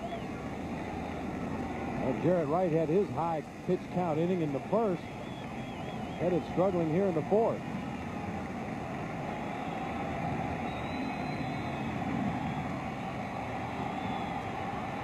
Two on, 2 out. 2-2 to count. Well hit to left field. Curtis stumbling all around over his head. Up against the wall. Alomar scores. Here comes Thome. The relay is too late. The throw gets away not far enough, and it's 5-3 Indians in the 4th. Joe Torre inserting Chad Curtis in left field for his defense, and he misplays this ball. His first step is in, and by the time he recovers, it's too late. That first step in, and now by the time he goes back, it's too late. I'm not sure if he had broken back immediately if he makes that play, but I think he does. And you can see the hesitation there by Derek Jeter on the relay to home plate. Ruined any chance of getting Jim Thome. You saw Curtis's first move was in. The ball was hit much harder than he anticipated. Watch Jeter momentarily hesitate here. Double pumps. Gets the throw to home plate late. Jim Thome scores. Sometimes when a shortstop or second baseman does that, as you look at the Cleveland bench, scoring 5 here in the 4th, they're trying to re-grip the ball. They don't have a good grip on it. They go back in the glove to pick it out, and it was too late to get Jim Thome. But a ball that could have been caught in left field. So Fernandez delivers. All 5 runs driven in with 2 out here in the 4th inning. And it's now a 2-run Cleveland lead. Here's the number 9 hitter, Marquise Grissom. Bounced into a force out his first time. This is well hit into deep right center. O'Neill back on the track to make the catch. And a long inning for Andy Pettit and the Yankees is finally over. 2-out noise by the Indians. Fernandez delivers the key double, and Cleveland's out in front by 2. Clyde and Vicky Wright, the parents of Jarrett Wright. Baseball kind of runs in the family. Clyde Wright Threw a no-hitter while with the California Angels on July 3rd, 1970 against the Oakland A's. Final outs on the double play ball. Won 100 games in his 10-season big league career. Former teammate of Mike Hargrove, so it's all in the family around the Indians. And Jarrett Wright's parents here watching after a shaky first inning, to say the least, where he walked 3 and gave up 3. He settled down and now works to Chad Curtis leading off in the 4th.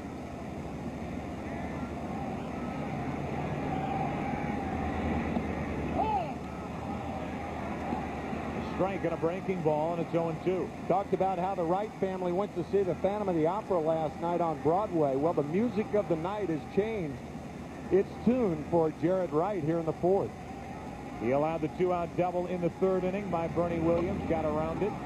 Curtis throws his bat at the ball, and it comes up with first safe to start the inning. You've got to credit Chad Curtis for running hard all the way. A lot of guys would run at about 80%. Chad Curtis does not know the meaning of 80%. Throws his bat at the slider.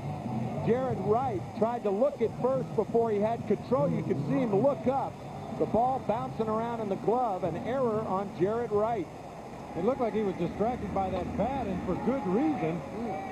But there you see Curtis hustling all the way down that first baseline. You know, we shouldn't have to point that out. That should be the rule rather than the exception. And unfortunately, that is not the case with a lot of major league players. They don't run hard every time they hit a ground ball. Here's Girardi. After the error, he's the tying run at the plate here in the 4th inning. Tap back to the pitcher his first time up.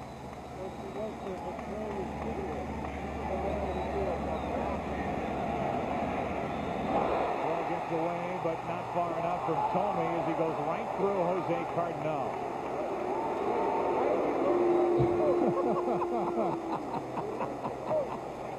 Junior, get up.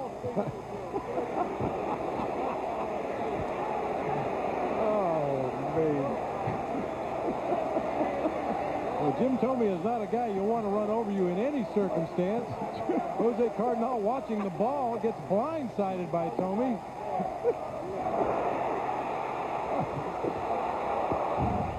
Obviously, we would not be laughing if he were hurt. There's nothing hurt about Junior. Girardi tapped to second. The tag for the out and the double play 4-3. Beautifully turned by Tony Fernandez. So the error, and now the double play ball off the bat of Girardi to help Jarrett Wright here in the 4th. Watch him turn, and now he turns to his right to make the play. That is so hard to make that balletic play that Tony Fernandez just made. Right on. Yeah, that makes Mom and Dad happy. Tony Fernandez has always had an arm that's capable of making awkward throws. He has a shortstop's arm playing second.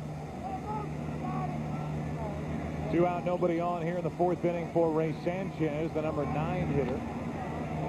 Williams, straight to the gold glove type plays. In fact, folks, Matt Williams in his career has won 3 of them. Jarrett Wright gets around that leadoff error that he committed. We played 4 here at Yankee Stadium. Cleveland out in front by 2. Welcome back to Yankee Stadium, the MetLife Blimp. Snoopy 1 is under the command of Captains Russ Adams and Charlie Graham. This year, Snoopy is proud to celebrate his 10th anniversary as co-pilot of the MetLife Blimp.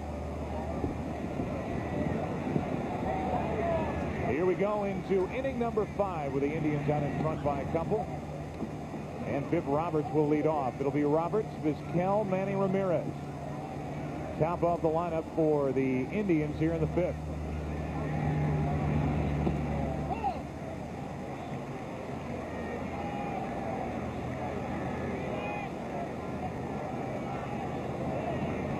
Biff singled his first time, then was erased in a double play. Popped out in that 4th inning. Takes a strike, and it's 1-2.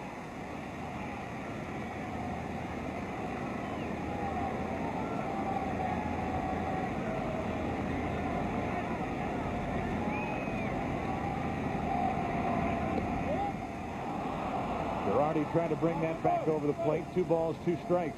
Well, the pitch was moving that direction anyway, coming back towards the outside corner. The natural momentum of his glove was moving that way, so he was pulled in a little bit more.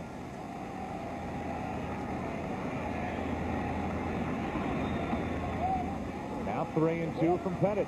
And when you see Joe Girardi put down that one finger and wiggle it, that's the sign for Andy Pettit's cut fastball.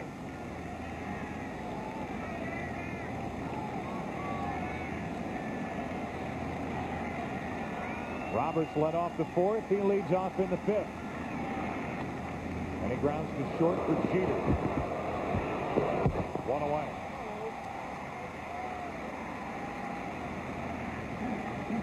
As he came off the field last inning, Marquise Grissom grabbing his right shoulder. Paul Warfield, the trainer, following Marquise Grissom across the Indians' dugout and on up the tunnel, probably back into the training room. There you can see Grissom cranking that arm as he was the on-deck hitter last inning. And we're not giving away any secrets because I guarantee you Don Zimmer noticed that, being the bench coach for the Yankees. That's one of your job descriptions, is to keep an eye on that opposing bench and see what's going on over there. So that's something that may play out not only the rest of tonight, but the rest of this series, which the Indians hope to even at a game apiece. For hosting the final 3 games of this division series at Jacobs Field starting on Saturday. 0-2 the count on Vizquel here. Might have been the residual result of a high five. It's been known to happen. It has. I'm saying that in jest. There have been jammed thumbs with guys shaking hands, jammed fingers. I don't think I've ever seen a sore shoulder from it, but a lot of other things have happened as Vizquel holds up on the cut fastball. 1 out, nobody on. The 1-2 from Pettit. 2-2. I haven't really seen a lot of change-ups from Andy Pettit tonight. He stuck mostly with the cut fastball, the sinking fastball, and the big overhand breaker we've seen him use tonight. From 0-2 to 3-2.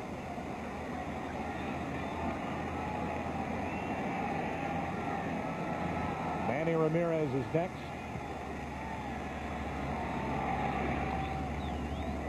Slow roller for Hayes. The bare hand. Great effort.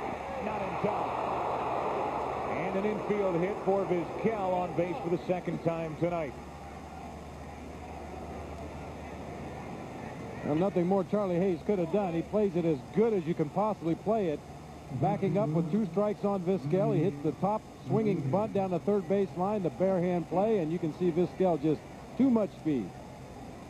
You can see the ball, a bare-handed play is almost a misnomer, because what you do, you catch the ball in your palm and then you shift it to the fingers to throw the ball. And with that shift, that allowed Vizquel to beat the throw. 1 on, 1 out for Manny Ramirez.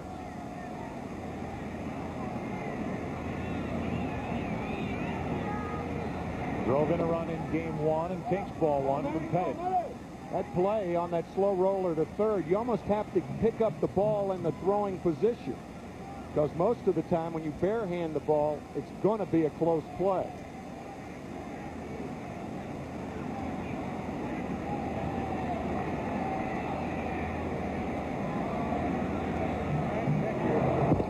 On Vizquel, who stole 43 bases, a career high during the regular season, as we look at the outfield hits by direction for Manny Ramirez.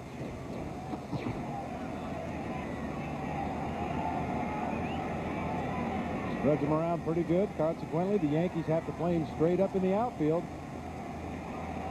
You can see how deep Curtis is in left. Ramirez gets under it. To the right side for Sanchez. Straight up and ends up in the glove of the former Cub. 2 out. So Ramirez is 0 for 3. He is not in on this 5-run, 8-hit Indian fun. It's up to Matt Williams here in the 5th.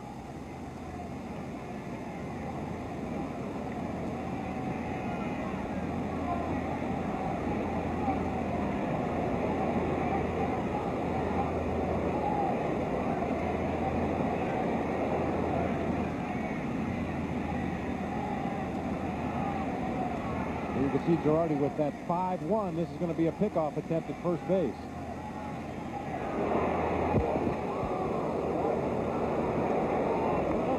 We have the luxury of peeking in from our center field camera. Yeah.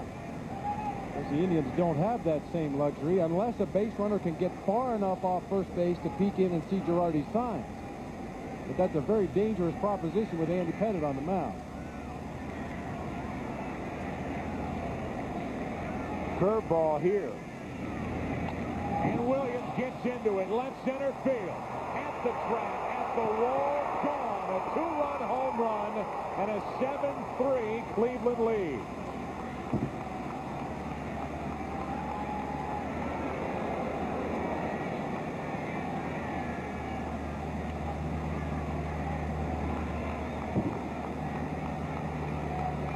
Curveball here, curveball there. Bobby mentioned earlier that left-handers try to pitch Matt Williams. The breaking ball down, you can see the rotation on that. That ball just sitting about thigh high to Matt Williams. He did not get it down, but Williams got it up. Just over the wall in left center, about 400 feet away, and the Indians open up a 4-run lead.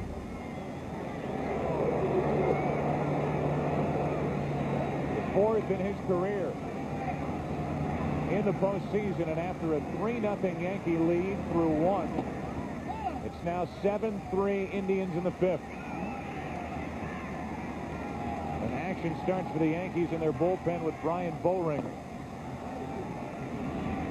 Here's Justice reaching, and a little ground ball to Sanchez to end the inning. More 2-out thunder from the Cleveland Indians. This time it's supplied by Matt Williams. First hit of the postseason. It counts for 2. Halfway through it, Indians lead by 4. 97 American League Division Series on Fox is brought to you by Miller Lite, who reminds you that anything can happen at Miller time. By Jimmy by GMC, putting you comfortably in command. By DVD Video from Philips Magnavox, technology for the heart, the spirit, and the imagination. And by Gillette Sensor Excel and the Gillette Series. Gillette, the best a man can get. Well, Matt Williams just took his best shot out at Monument Park. Beyond the wall in left center field as Andy Pettitte gave up his first home run since August 1st. Matt Williams got him.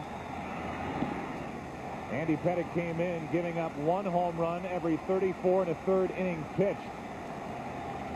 The best in the major leagues, and a lot of 2-out runs scored tonight for Cleveland, all 7. And the latest 2 on the home run by Williams in the top of this 5th inning. In range, a line drive right at Fernandez. It caught him. 1 away. Joe, not only was that home run a rare feat this year, only 7 home runs, 1 every 34 innings, that's the best ratio by a pitcher over the last 20 years in the American League. Raines ropes it, but Fernandez is there. Raines 0 for 3. Here's Jeter 0 for 1. A walk, a run scored in the first inning. Through all of this, you have to go right back to one of the first names mentioned tonight, Jared Wright. He had that bad first inning, and you really can't find another word better than bad. He walked 3, couldn't find the strike zone. All 3 came around to score, and he has settled down the last 3 innings. Allowed a walk, a double, pitched around an error. And he's giving his team a chance to win this second game of the series. 2-1 now on Jeter.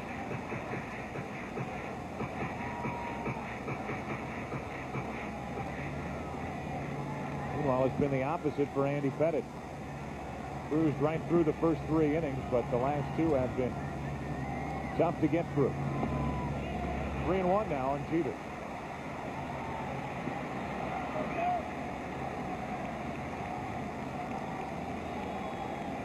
Mike Hargrove hoping that Jarrett Wright can do what Oral Hershiser could not do on Tuesday night, I should say. You'd think Jeter would be taking here. You know, you're 4 runs down, Jared Wright showing wildness in the first inning and hoping he would get back into that pattern. It's a good time to take. You trailing by 4 runs. Derek Jeter hammering that ball off his left instep. After this, he wishes he would have took this pitch. Yeah, right. Ouch.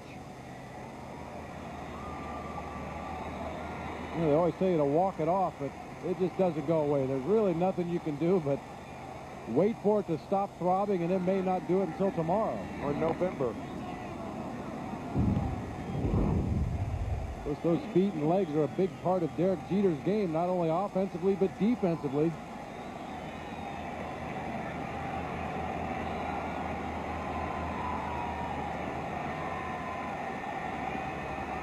Back in the box with a full count. And a good pitch down and in to get him for the second strikeout of the night for young Jared Wright.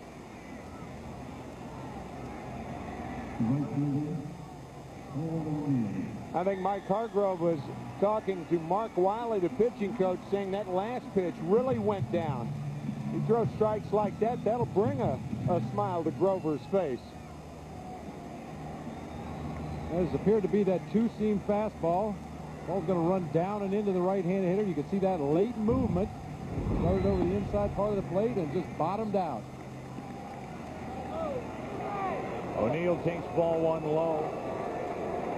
It reached 98 miles per hour. 2 out, nobody on in the 5th. That's hit hard and through the right side. A 2-out single.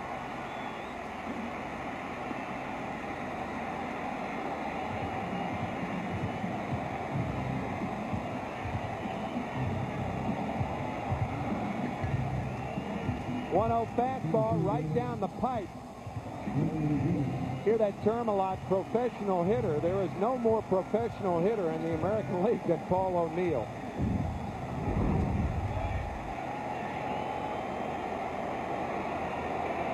And now Bernie Williams, who has walked, scored, and doubled.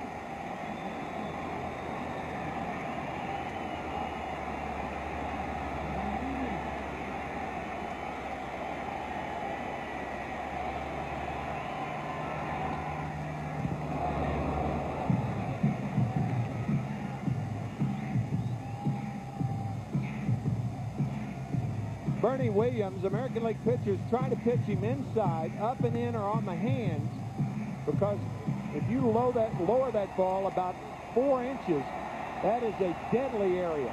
That was a slider on the hands to Bernie Williams. He pulled it foul. That's what they try to do, is get inside on it. 1-1.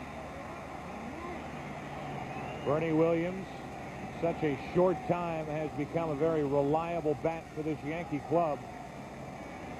Postseason career average of .366 and came in with an on-base percentage second only to Lou Gehrig all time in postseason. You see some maintenance on Derek Jeter's left ankle. Diving catch by Vizquel to take a hit away from Bernie Williams. And Jared Wright and the Indians are through 5. We go to the 6th inning here at Yankee Stadium. The Indians lead 7-3.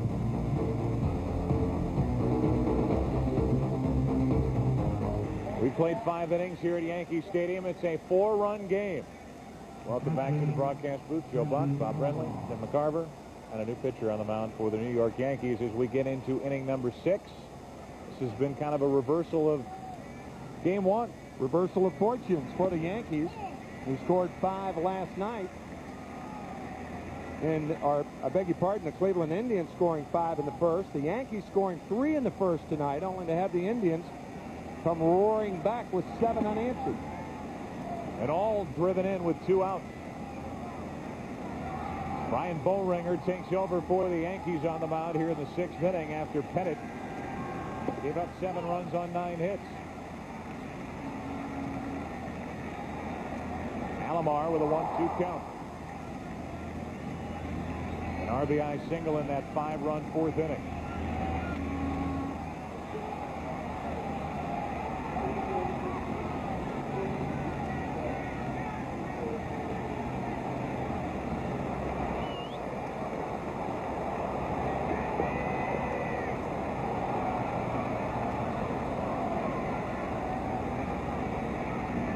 2 strikes on Alomar, and he is gone. Blown away by Brian Boehringer. Right now for a Miller Lite game break.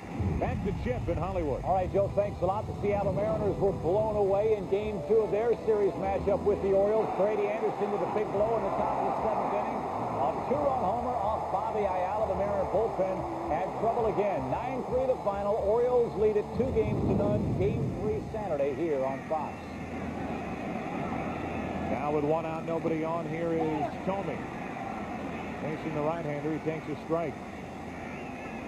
When that Mariners club isn't hitting and pounding out 1 run after another, and that bullpen gets exposed, they are a beatable ball club, and the Orioles have found that out in the first 2 games of that series. For the Mariners to win, they have to outscore the opposition. They're not going to get any 4-3 or 3-2 ball games unless Randy Johnson's really on. Tomey out in front, 2-1. And you know that Lou Piniella was hoping to go deeper into the game with his starters. Randy Johnson last night, Jamie Moyer today.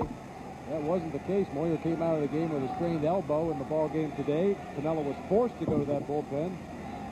Sure, he's hoping for much better things from Jeff Fassero on Saturday in Baltimore. Jeffrey Mayer lost his cap, evidently.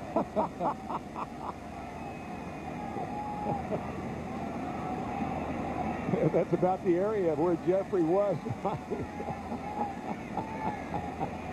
1 out, nobody on. 2-1 on Tomey. Big swing, 2-2. Oh, no. We said his name. That means we have to watch this again. Game 1, American League Championship Series. Tony Tarasco, Jeffrey Mayer. Here it is. Interfering. But the Yankees get the call. The Yankees went on to a 5-4 win in 11 innings and a home run by Bernie Williams. Sorry, I did it. I unlocked the door. Your fault. They've beefed up security. That security guard is a How do you like his fan chances? That How do you like security his guard's chances? only 13 years old, by the way. 1 out, nobody on.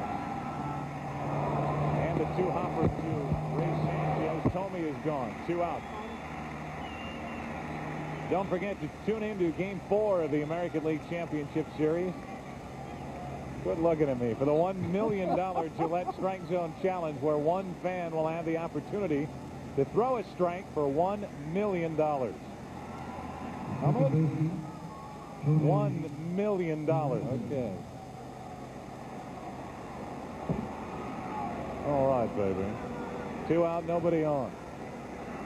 That'll lead me down that Austin Powers path again. Tony Fernandez. Tony's put his stamp on this game. 1 out single back in the 3rd, and a 2-out, 2-run double to cap off that 5-run. We're going to take the lead inning back in the 4th. Well, the Indians know they have to keep adding on offensively. They've seen what the Yankees can do coming from behind. They really need to keep their offense in gear. We see Grissom in the on-deck circle. Saw him last inning nursing that right shoulder. Very tender swings in the on-deck circle. 2-1.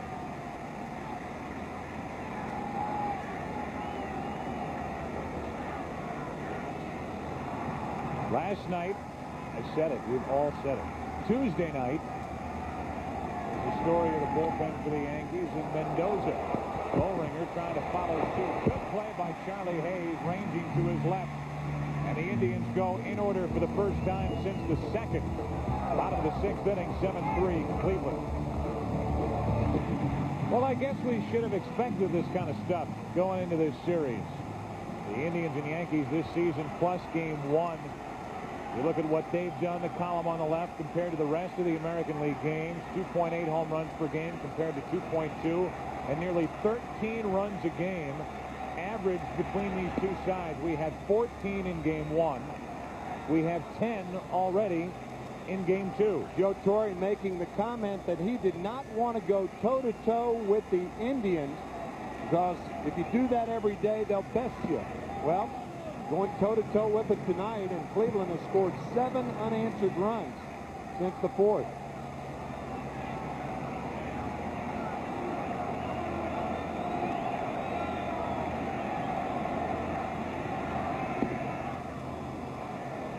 Strike 2. During the regular season, these two teams combined for scores such as 13-4, 12-8 twice, 11-10, 10-9. Then you get into the low-scoring games, 8-4, 7-1. What are you, a Czechoslovakian judge? 2 balls, 2 strikes. Charlie Hayes will follow. And then Chad Curtis. Yankees trying to jump back in it. Just missing. And a full count. Well, that's a pitch that a lot of major league pitchers will get when they're around the strike zone consistently throughout the course of the ball game. But we talked about Jarrett Wright's consistency, even though he's settled in lately. Not likely to get that call tonight. Right through it. And Tino Martinez is the first out here in the 6th. Are you telling me? The Millennium. It all starts tomorrow, 8 Eastern, 7 Central, right here on Fox. Only 3 strikeouts tonight for Wright. Cade Jeter twice. Goes through Tino Martinez here in the 6th, and he gets out in front of Charlie Hayes 0-1. He is throwing just as hard now as he did in the first inning. The difference is he's got a 4-run lead, pitching with a lot more confidence. Foul tip off the mask of Alomar, 0-2.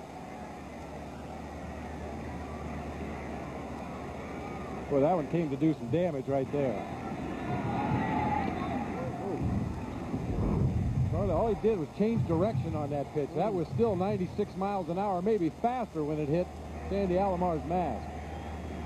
1 out, nobody on. 97 miles per hour, just missed. Jared Wright, Mom and Dad went to see Phantom of the Opera last night. Charlie's kind of got that Phantom of the Opera flap. Yes, he does. On that helmet. 2-2. Jarrett's saying, I can't get away from this guy. You think about how young Jarrett Wright is. He won't be 22 until December 29th. There have been only 3 rookie pitchers who have started here at Yankee Stadium in postseason play. The last one in 1976. That was Pat Zachary as a rookie for the Cincinnati Reds. And Jarrett Wright was 10 months old when Pat Zachary started against the Yankees in '76. He and the Indians lead by 4 in the 6th inning with a 2-2 count. Charlie Hayes had him reaching, struck him out. Back-to-back strikeouts to start this 6th. Jarrett Wright is just getting better with each inning that passes. A steady diet of fastballs to set up this slider low and away to Charlie Hayes. Gets him way out in front. And when a guy throws in the high 90s, you really have to cheat to get on that fastball. And when the guy can throw any kind of a breaking ball for a strike on the outside part of the plate, you're going to get a lot of funny swings like that. Got to start early, don't you? A foul off the bat of Curtis at the end of tonight's game. Tim, Bob, and I will select the Chevy Truck player of the game. In Game 1, it was Ramiro Mendoza out of the bullpen for the Yankees. Jared Wright's got to be toward the top of that list so far tonight. There's plenty of time left. We're in the 6th inning, and the Indians lead by 4. Hike 2 on Curtis.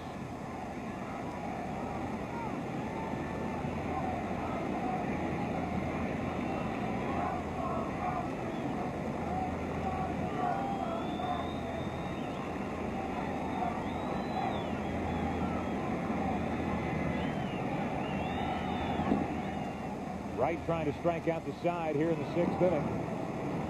The 1-2 count on Curtis. He was trying to throw that last pitch through a steel door. Wow. He really uncorked that one. And now the 1-2 from Jared Wright.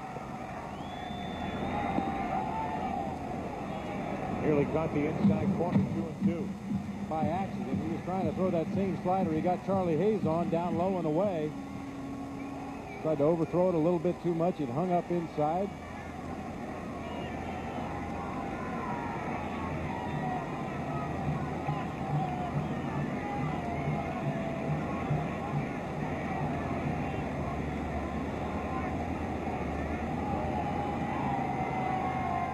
Jared Wright with a 2-ball, 2-strike count on Chad Curtis. Struck out Martinez. He struck out Hayes. Got him 2. Struck out the side. Indians lead by 4. Back to the stadium after this from your local Fox station. Welcome back to Yankee Stadium for the 7th inning. Indians bat. They send in Grissom, Roberts, and Vizquel.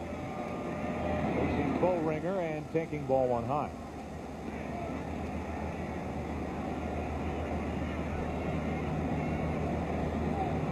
Only 1 hit in this series so far for Grissom. 1-1 from Bullringer, who had a perfect 6th inning.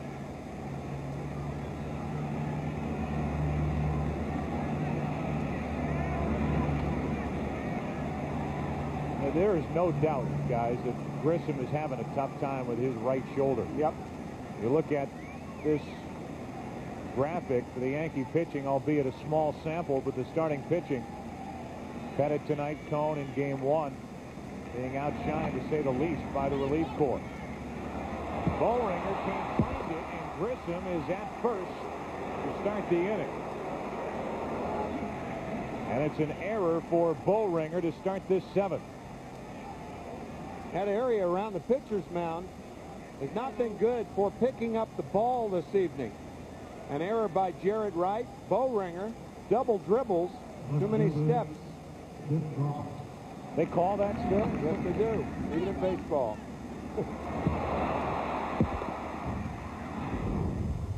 So Grissom is on to start this 7th inning on the error.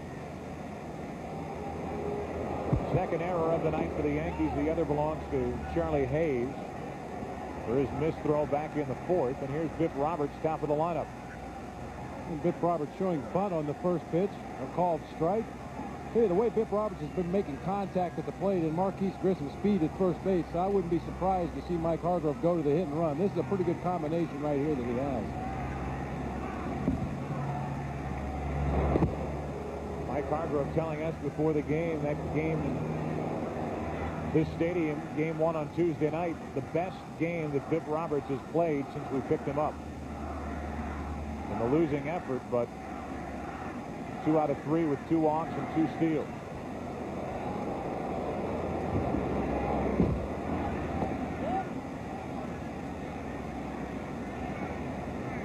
And in game 1, both second basemen made their presence felt. Sanchez didn't get a lot of headlines or a lot of ink, but it was his double that extended 5th inning, which led to a run, and an RBI single in the 6th inning. Preceded the 3 home runs. A little flare to left for Curtis. 1 away.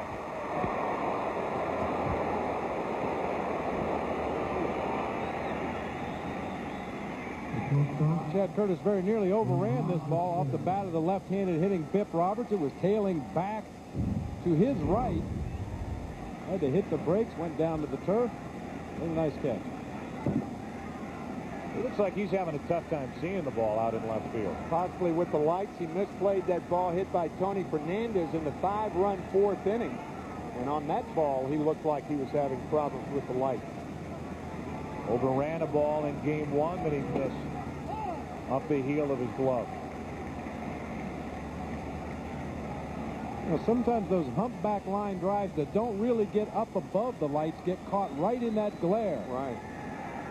Well, you'll see a lot of times an outfielder will slide to catch a ball that he doesn't really have to, just to get down below those lights.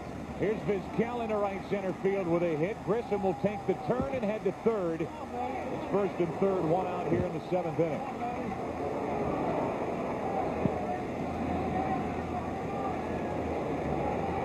So as the Indians rally here in the 7th inning, we will give you our Aflac trivia question. Yankee Stadium has hosted the most postseason games, 109. Which stadium or stadiums hosted the second most?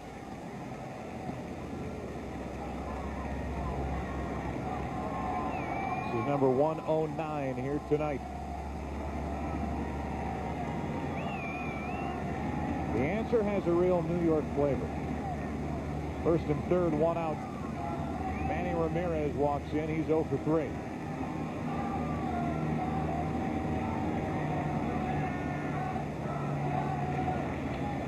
Strike one.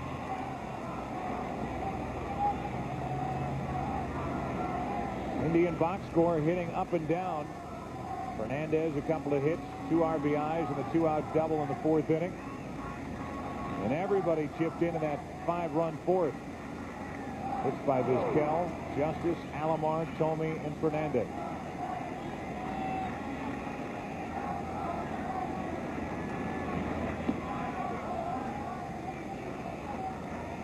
A lot of guys have nuances in their swing, and that little flip of the bat that Ramirez does right before the pitch is thrown is one of the more unusual timing devices that I've seen by any major league hitter. It looks so awkward. And there it is right there. Very drastic. He almost gets caught. It looked like he was getting ready to take a second waggle there when the pitch was delivered. Like he did then. Very easy to get caught in between. Yeah.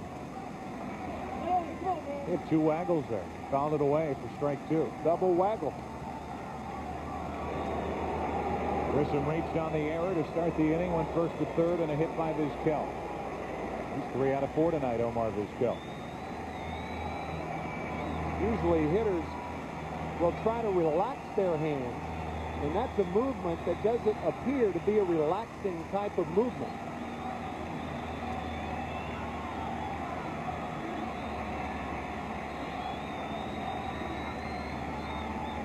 Didn't have time here and fouled it away. It stays 1-2. He was caught in between. Bob just said sometimes you get caught in between. He was almost caught in between a waggle there. That was a wiggle. There's a watch. You'll watch. He wants to put the bat out there in the zone. He starts it down and then has to pull the bat back and get ready to hit. A lot of movement before that pitch is delivered.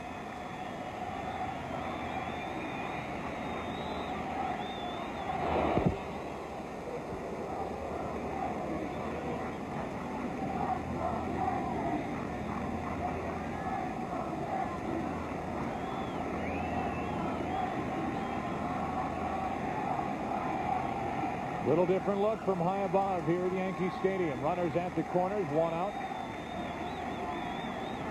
And Manny Ramirez trying to bust this game wide open. The Indians lead by 4. And even with the 4-run lead, I think this would be a good time to send Vizquel from first base. Ramirez has grounded into 19 double plays this year. Vizquel with great speed at first base. Not moving, and Ramirez strikes out. 2 gone.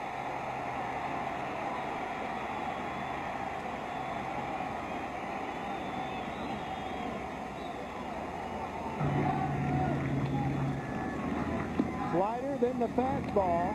Fastball on the hands, foul back, and then a low fastball. Girardi caught that ball, and the action of the fastball brought it down. Often you don't get those pitches if a catcher does that. Sometimes the action is so late and so heavy that you can't catch the ball and keep the mitt straight. It has to take the hand down. Matt Williams, a 2-run home run his last time up. Basically the end of the night for Andy Pettitte, who would last only 5. Big breaking ball from Andy Pettitte that just hung up over the middle of the plate about 5 high. Williams takes it out into the bullpen in left center field. Now up with 2 on, 2 out.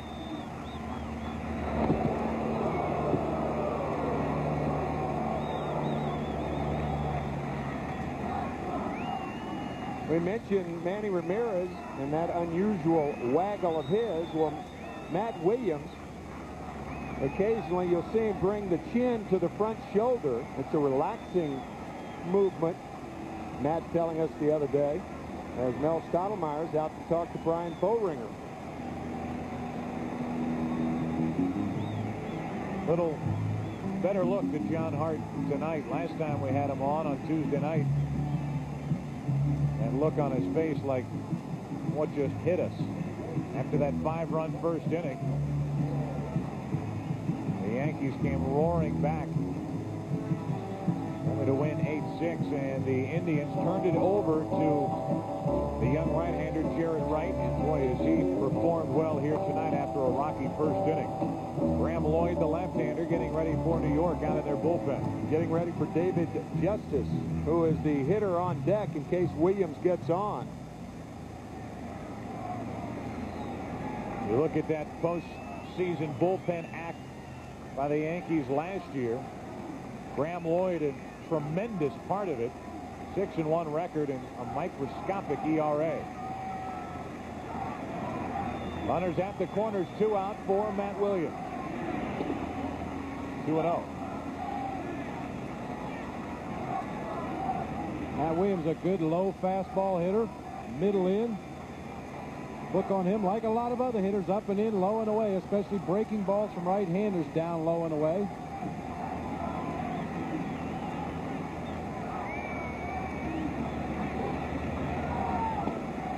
Good pitch, low and away. 2-1. Tough to cover everything with those hit zones. What we try to do is show you the locations where a hitter is most dangerous. Of course, location, only one of the elements in getting a guy out. Late movement, location, change of speeds.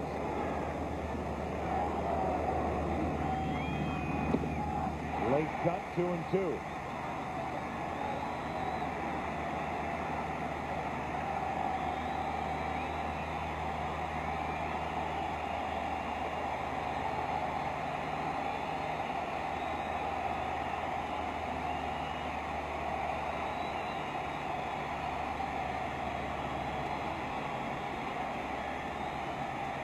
Vizquel running on ball 3, low and away, and I would say he had a pretty good jump. Just throw to third base to keep him from stealing 2 right there. He was walking into second base by the time that ball crossed home plate. Look at this.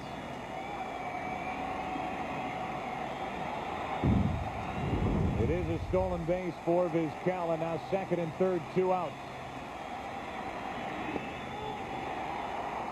Low and away for ball 4, and that will load him up with Justice coming up. And that will also bring in Graham Lloyd from the bullpen.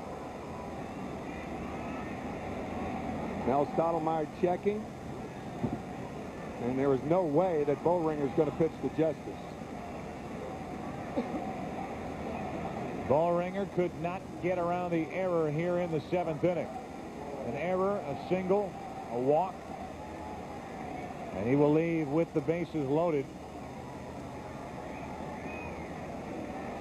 As Torrey will ask for the handoff from Brian Boehringer. Here comes big Graham Lloyd.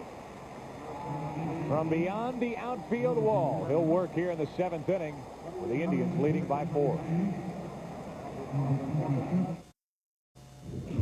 All right, guys, Chip Terry in our Hollywood studios. 19 years ago today, oh, who can forget? Bucky Dent, the one-game playoff, hits the 3-run homer off Mike Torres over the Green Monster. The Yankees win the game 5-4. They won the World Series that year. And Steve Lyons has a very special name for Bucky Dent, guys. You ought to ask him about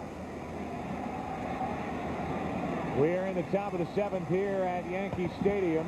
David Justice first in to face Graham Lloyd. Strike 1.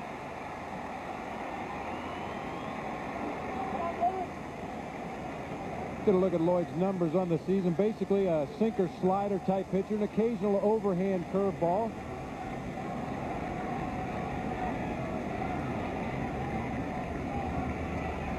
Lloyd trying to keep it a 4-run game.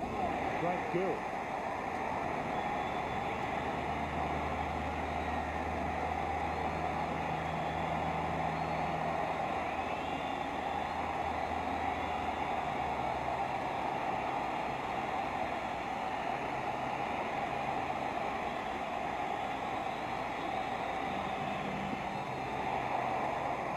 Came back and caught the foot of the home plate umpire, Dan Morrison.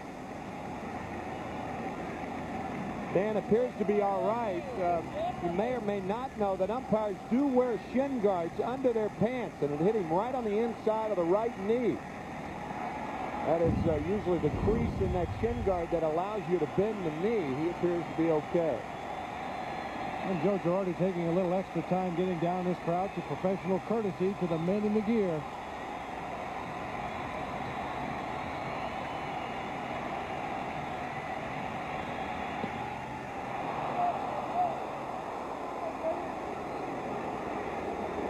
Career with the bases loaded, 2 slams for David Justice. A career .348 hitter. Behind here, 1 and 2, is Graham Lloyd. Tries to keep the Yankees in this game.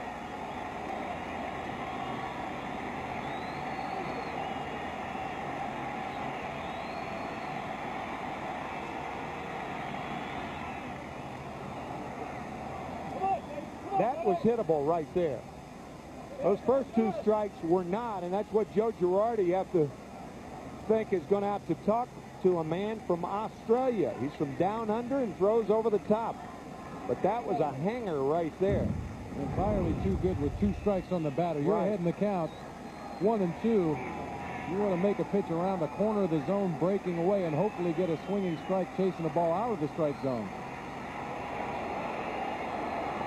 Grissom, Vizquel, and Williams aboard here in the 7th.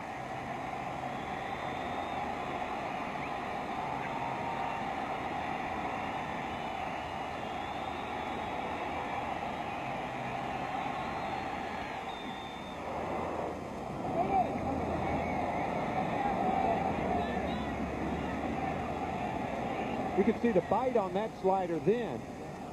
That pitch before was just that hanging slider that just spun in the strike zone, but that slider there had some bite on it.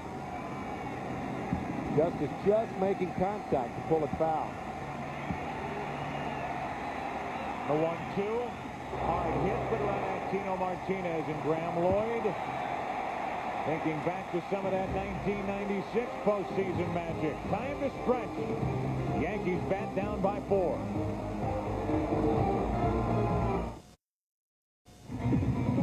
Mike Jackson takes over for the Indians. Jarrett Wright leaves after working 6 innings. We've shown you his father a couple of times. Clyde Wright. And he said if he just had his son's arm for a day and could pitch with the kind of stuff he has as he gets the hugs as he heads toward the clubhouse, he'd be a happy man. Apparently Clyde Wright in his day was a junk balling left-hander, breaking ball, screwball, and he said if for one day I could have that fastball. Well, no junk baller is Michael Jackson.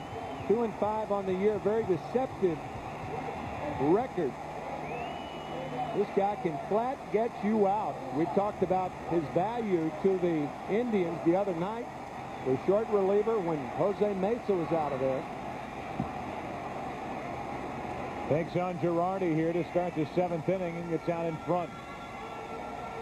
Jackson an inning and 2/3 in game 1. No runs or hits, a walk and a strikeout. Well, Mike Jackson's really come a long day since his days with the Mariners. He used to be a 4-seam fastball and a slider pitcher, and that was it. He's worked on a sinking fastball. He throws his slider to either side of the plate now. He changes speeds on it. That second bullet point, the late breaking slider, one of the best in the American League, one of the best in baseball. And he's got so much confidence in it, he will throw it in any count to any location. Out in front of Girardi, 0-2. Sanchez and Range will follow. Quick and easy as Girardi is gone to start the 7th inning. That's one of the nastier sliders you'll see right there, the drop-down version. Girardi with no chance. Well, what were your chances on the Aflac trivia question? Yankee Stadium has hosted the most postseason games, 109 in its history. Which stadium or stadiums have hosted the second most? I told you it had a New York flavor to it. The Polo Grounds in Dodger Stadium. Each with 44 games hosted on our Aflac trivia as Sanchez checks on Williams, 2 out. Well, that breaks a string of 4 consecutive strikeouts. 3 by Jarrett Wright before leaving, and 1 leading off this inning by Mike Jackson. Tim Raines walks in. Game 1, the bottom part of the order is so instrumental in either starting or continuing rallies for the Yankees. Hayes, the number 6 hitter tonight, 0 for 2. Curtis, Girardi, and Sanchez, the bottom 3, a combined 0 for 9.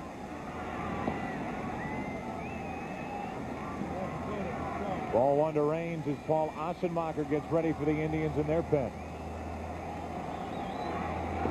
One would think Mike Hargrove having Paul ready in case Paul O'Neill comes to the plate, even after that home run the other night for the 8th Yankee run. Mike loves that matchup, Assenmacher against O'Neill.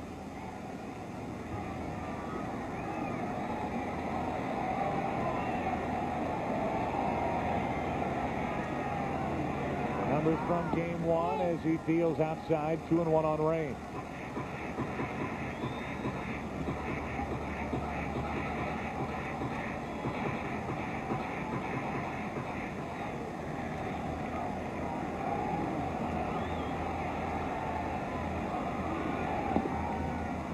Strike 2 on Tim Raines. There was the changeup from Mike Jackson. He throws it very rarely, but that's a pitch that he's just come up with in the last couple of years. At one time, he could be considered a 2-pitch pitcher. Not anymore. He's got the full arsenal.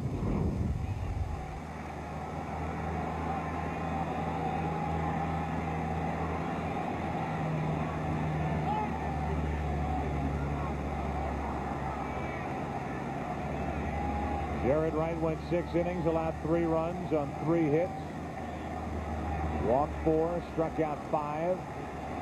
Now Mike Jackson looking for a perfect 7th inning. Mentioned in game 1 that Jackson's the guy who stepped up and became the closer for this Central Division champion Cleveland Indian Club, the beginning half of the year, while Jose Mesa was having all of his problems, both legally and physically, when he was on the mound for the Indians. Raines, a base hit to left.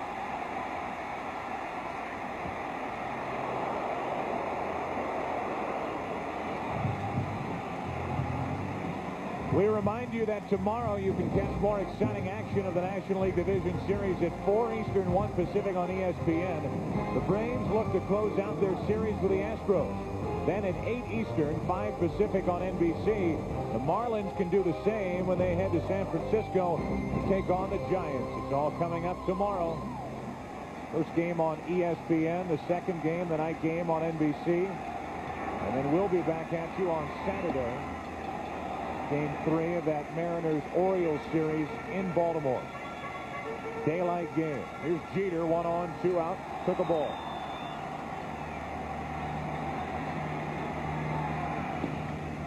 Now a strike.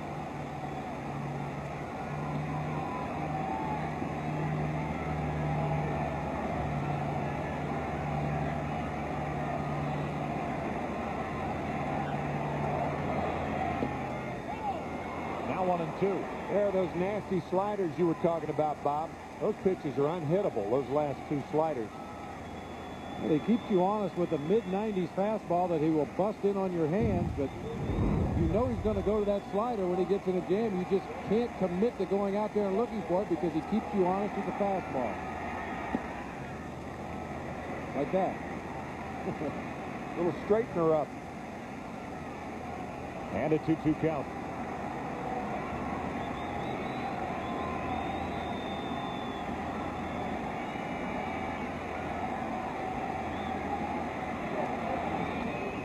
Late cut by Jeter. It stays 2-2.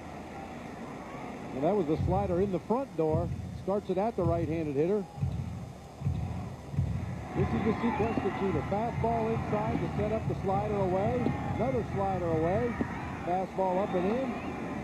Slider that starts on the inside part of the plate and breaks over the heart. And Jeter caught leaning out of the batter's box. Very defensive swing. Fouled it off. Put you in that rocking chair.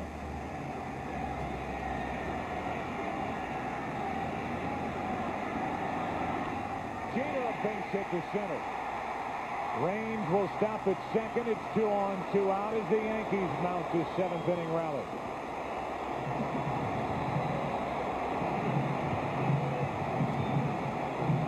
Well, Paul Assenmacher is warming up Derek Jeter, one of the better two-strike hitters in either league. Looking bad to stay alive on the pitch before that, and now the slider laced to right center. Mike Hargrove makes the long walk out to the mound to talk to Mike Jackson, with O'Neill coming up here in the 7th.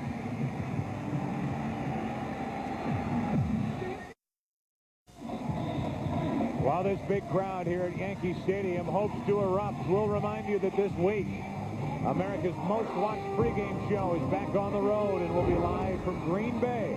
Then don't miss a key NFC Central battle as the 5-0 Buccaneers take on the Packers. A great matchup on this young 1997 NFL season. There's also other regional action. Coverage begins at noon Eastern, 9 a.m. Pacific, right here on Fox. That's him, as you anticipated, Paul Ossenmacher in to face Paul O'Neill. Mike Hargrove hoping for better results tonight than he had on Tuesday night against Paul O'Neill. Brought in exactly the same situation. Get out a left-hander, he grooves the fastball, and Paul O'Neill puts the icing on a back-to-back-to-back sequence of home runs for the Yankees. You know, before that home run, Paul O'Neill was 3 for 22 lifetime with 9 strikeouts against Paul Ossenmacher. Right, mostly off the breaking ball, not the fastball. There's a breaking ball, and there's a pop-up. Left side, foul ball, out of play, strike one. I don't think Paul O'Neill's going to see a fastball from Paul Ossenmacher unless it's like the 6th or 7th pitch just to keep him honest. I think he learned the other night that fastball in the middle of the plate. No time for it, especially in this situation with 2 outs. Well, it's that old saying, you're going to get beat with your best pitch. Right. There's no doubt Ossenmacher's best pitch is that sweeping breaking ball to left-handers.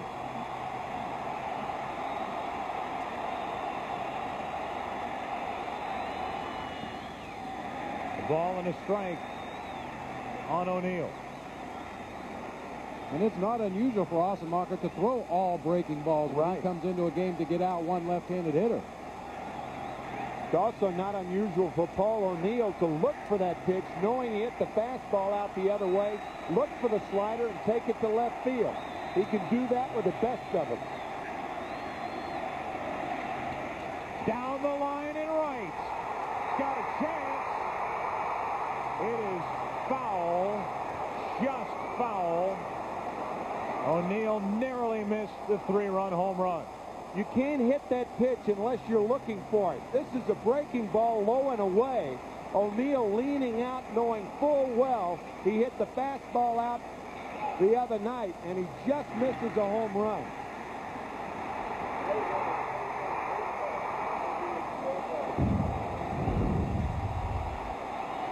And now O'Neill set up at 1-2.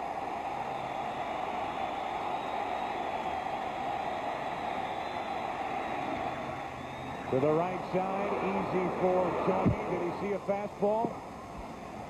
I don't think so. After 7, Indians out in front by 4.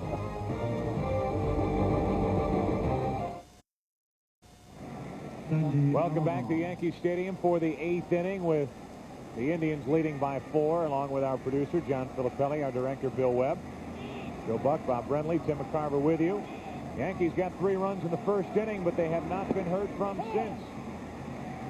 And the Cleveland Indians 5 runs on 5 hits in the 4th. Matt Williams a 2-run shot in the 5th inning, and it's 7-3 Cleveland here in the 8th with Alomar leading off. It's 1-1.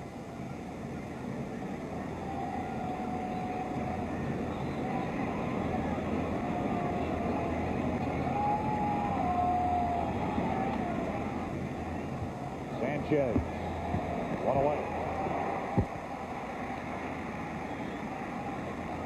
Again, we thank the MetLife Blimp. They're celebrating their 10th year, providing aerial coverage of sporting events and television specials throughout the United States. Combined, the Blimp, Snoopy 1 and Snoopy 2, have traveled over 600,000 miles since the program began. Not this program, but the entire Blimp program itself. Tomey takes a strike. Jim, an RBI single and a run scored in that 5-run fourth. You know, when you think about it, it may be, from a strategic standpoint, a little tougher to hit in the American League than the National League, because managers can leave pitchers in a lot longer without having to worry about pinch hitting for them. So you get the matchups that you want if you're a manager, but not as a hitter. And here's a matchup that the Yankees have to like, with Lloyd dealing with Tomey. 2-2. Well, Lloyd has thrown him a good breaking ball for a strike and then a couple of hangers. Pushed him back out of the batter's box. Comes back with a fastball right down Broadway. Tomey's got to be expecting another breaking ball here. On 2-2. Nope. 2 out. He would have gotten us, too. I was looking for it.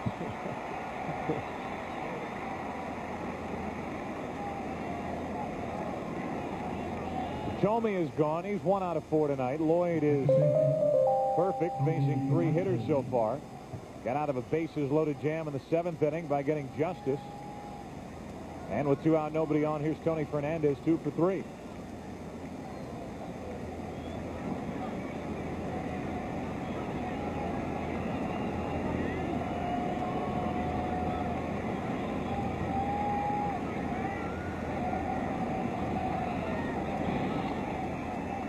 Hopper to Sanchez to his right. That's good arm, and we sail into the bottom of the 8th inning. It'll be Bernie Williams, Tino Martinez, Charlie Hayes coming up. Yankees trail Cleveland by 4. The 1997 American League Division Series on Fox is brought to you by the all-new Chevy Venture. The Venture is here. Let's go. By Radio Shack. You've got questions, we've got answers. By Boston Market. The food's always better at the market. Boston Market. And by Gatorade Thirst Quencher. You don't have to live thirsty. Life is a sport. Drink it up. It is the division series. It is New York. And after winning game 1, 8-6 in dramatic fashion, the Yankees find themselves trailing 7-3 here in the 8th inning. This is the second largest crowd since they remodeled Yankee Stadium in 1976. The largest was on Tuesday night. And this just 38 fewer than we had here in game 1, 57,360. Bottom of the 8th inning, heart of the lineup for the Yankees. Williams, Martinez, and Hayes, with Assenmacher back to work after getting the final out in the 7th.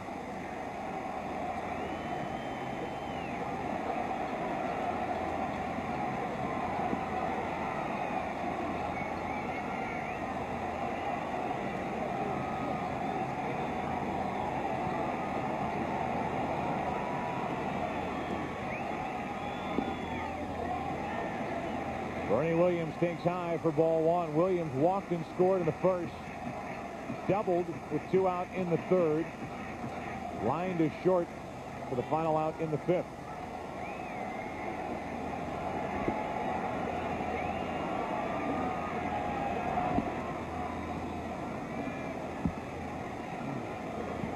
The Yankee fans are looking for a reason to get back into this ball game. They were very vocal, very loud that first inning as Jarrett Wright struggled with his control, but really haven't had a lot to cheer about since that point.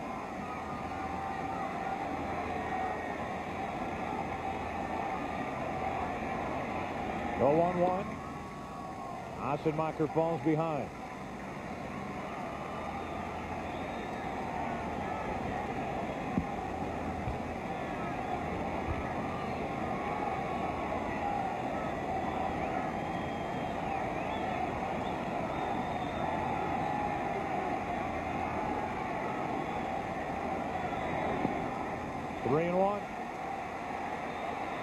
That's the first fastball that Assenmacher has thrown, his 8th pitch.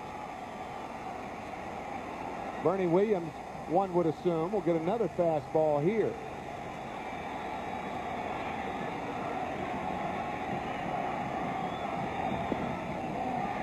A leadoff walk is the way we start the bottom of the 8th. Mike Hargrove asking home plate umpire Dan Morrison if the pitch was down. This could very well be the last hitter that Ottenmacher faces. Let you be the judge. Was it down? Yep.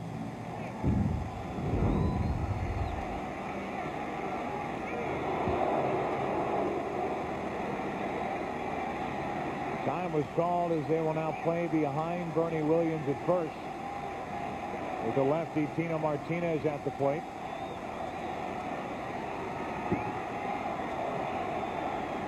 Jose Mesa ready if needed in the Cleveland bullpen.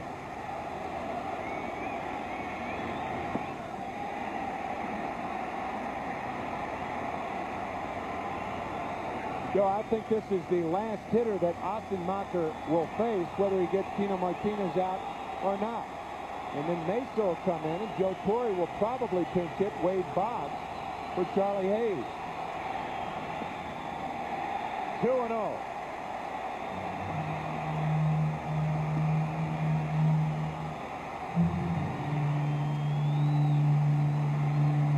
Got to figure that Boggs is going to fit in there somewhere, with 4 right-handed batters due up and Mesa probably due in after Martinez.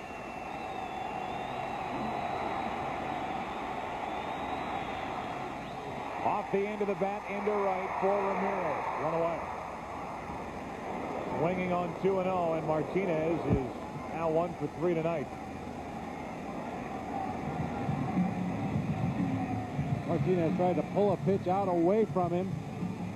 Hit it off the end of the bat, as you mentioned, Joe. Didn't really sting that ball as well as it looked when it left the bat. Got out to the outfield and just dived for Manny Ramirez. Ottenmacher against Tino Martinez, and now likely will get a chance to head back to the Cleveland clubhouse.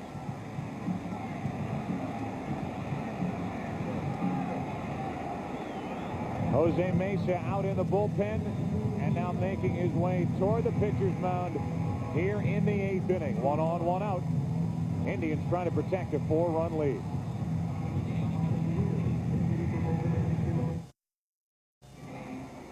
Left on that Yankee bench for Joe Torre. 3 left-handers, Boggs, Fox, and Pose. The right-handers, Fielder and Stanley, and Posada, switch-hitting backup catcher. And you got to think that Wade Boggs will be probably the first pinch hitter, and then if the Yankees get within reach, 3 or 4, they're 4 runs down right now. If they need the long ball, then Joe Torre can count on Fielder #1 and then Mike Stanley. But to get on base, if he needs a hit, he's got Boggs. If he needs the long ball, he's got Fielder or Stanley. Jose Mesa on for Mike Hargrove in the Indians. You see the 4-4 record, the fine ERA. There's a 4-seam fastball, a sinking fastball, a little bit of a breaking ball. Basically, he's going to go after the hitters with power pitches. Everything hard. Charlie Hayes first up. 0 for 2 with a sacrifice fly. Williams at first, 1 out.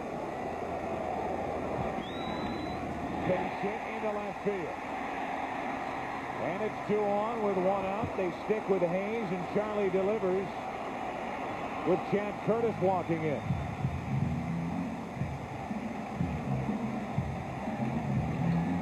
Sounded like Charlie Hayes was jammed a little bit by this fastball inside. Hits it down around the trademark, but muffles it into left field for a base hit. Are you as surprised as I am that Chad Curtis is at the plate? Well, it's getting to be about Wade Boggs' time. You don't know whether Joe Torre's going to go with Curtis and then Girardi, and then if one of the 2 of them get on, of course, you'll have a chance to tie it up. Fielder may be the hitter. I'm a little surprised that Boggs isn't pinch hitting either on deck or right now. And here comes Mike Stanley into the on-deck circle. Well, maybe that's a pretty good reason why Curtis is still in the game. Hitting .444 against Mesa. 2 on, 1 out here in the 8th. 7-3 Cleveland. 1-1.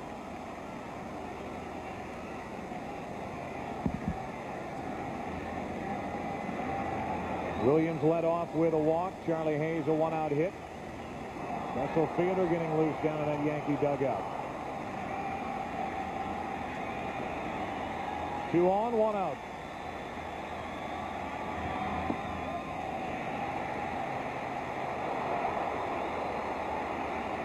Big overhand curve that time from Jose Mesa. That's a pitch he doesn't use very often. We mentioned basically a fastball, slider, power type pitcher.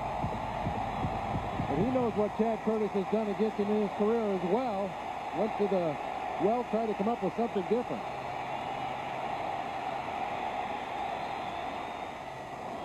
Two and two as Curtis was jammed. Jammed on a half swing. He tried to hold up, but couldn't. When you go to the plate against a power pitcher looking for something hard and he throws it, you start to commit that swing and then realize the pitch is not a strike. You get caught with a lot of those half swings.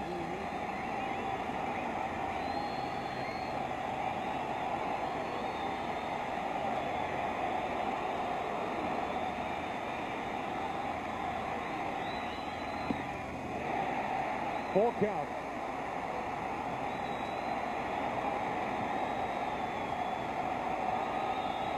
You can see how Chad Curtis is choked up on the bat. This was normally not the batting style of Curtis, but able to hold up there. By choking up, it gives you a lot better bat control. Gives you the ability to whip it through the strike zone a little quicker.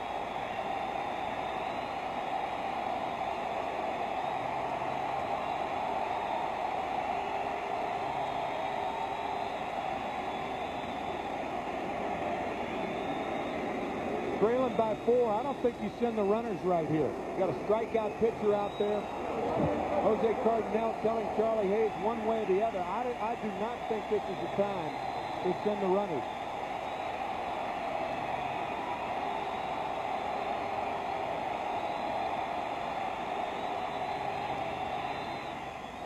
Do it again. And no indication of running there by either base runner. If the Yankees should choose to start the runners, I wouldn't be a bit surprised to see Sandy Alomar throw through to second base and try to get the trail runner. Bernie Williams at second base is able to get a much bigger lead. He has much better speed. Charlie Hayes would be the man to go after at second base. But I don't think they're going to run either.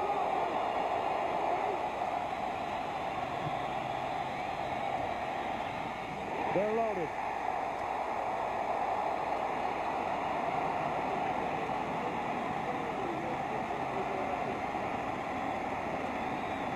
One of the best with the bases loaded is Mike Stanley. 8 grand slams, hitting .344 in his career. And he pinch hits for Joe Girardi. Mark Wiley, the pitching coach, will walk out and talk to Mesa.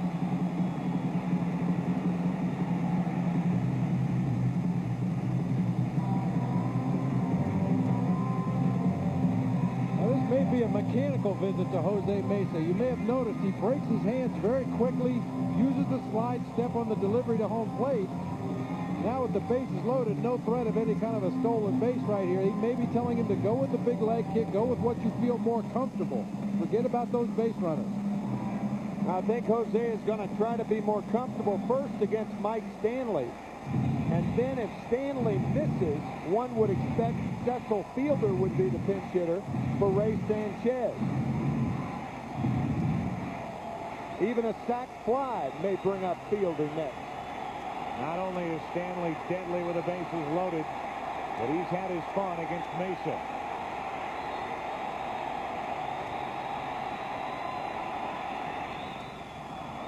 Strike one. Stanley, the tying run at the plate here in the 8th.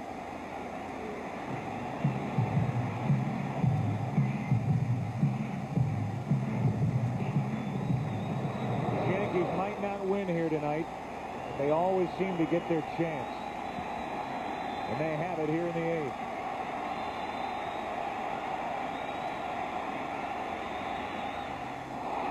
That'll force home a run.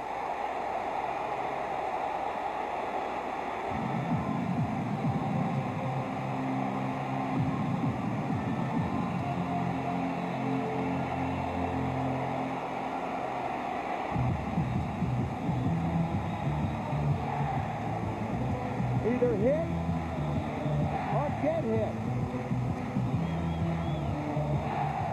Mike Stanley hit right above that left elbow, it appears. Gene Monahan, the trainer, out to talk. Ray Sanchez has been called back. It's an interesting choice now. Do you pinch hit Wade Boggs or Cecil Fielder? Does Joe Torre try to peck away? Looks like Andy Fox may be the pinch runner. And Boggs will hit. It'll be Boggs.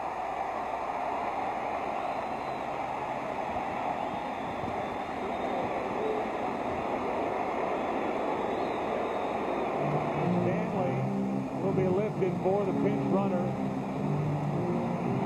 Andy Fox. Well, that represents the tying run. Andy Fox with great speed on the bases. He could score on a single should Balls happen to find a gap in the outfield. Long single, short double. It's an interesting choice of Boggs. And when you think about it, it makes so much sense because if Fielder, who is a low ball hitter, Mesa throwing high fastballs, Boggs is going to be the guy more often than not to make contact. Of course, he's also a double play guy if he hits a ground ball to the middle infielders, but he's also a guy with over 2,800 hits. And a great eye at the plate. Mason's been all over the place. Right. Saw Wade Boggs take a walk and drive into one in the World Series last year. Game 4.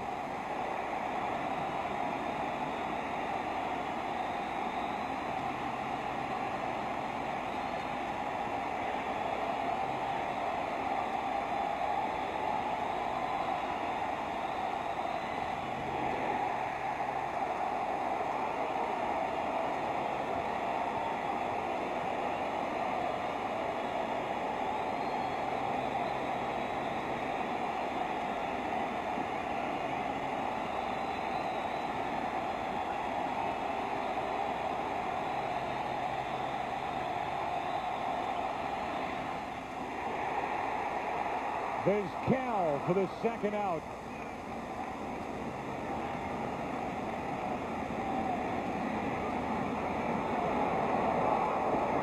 And with the time runs on 2 out, it'll be up to Raines. Boggs really gets jammed with a fastball right in his kitchen. Hit it just above his thumbs. A little looper out there. Vizquel makes the play on the easy pop-up. We have seen Boggs take in that situation so many times. Mesa with a walk and a hit batsman, and Wade was just looking for the fastball. It looked like it was inside off the plate, but he was jammed royally. You're right, Bob. Wow. Now Vizquel gets in behind the runner, Curtis. The tying runs are on, 2 out, and here's Raines.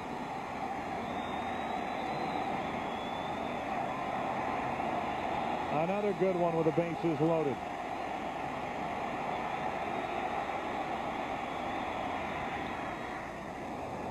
Strike 1.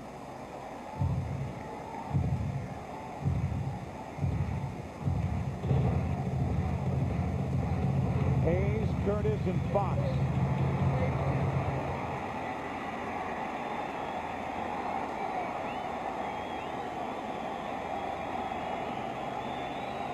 Only 1 hit for Raines in his career against Jose Mesa.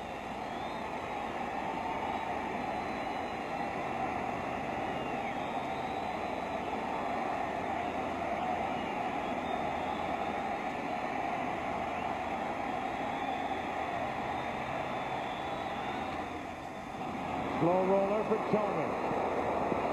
The tag to end the inning, and after all that, the Yankees get only 1. We've played 8. The Indians lead by 3.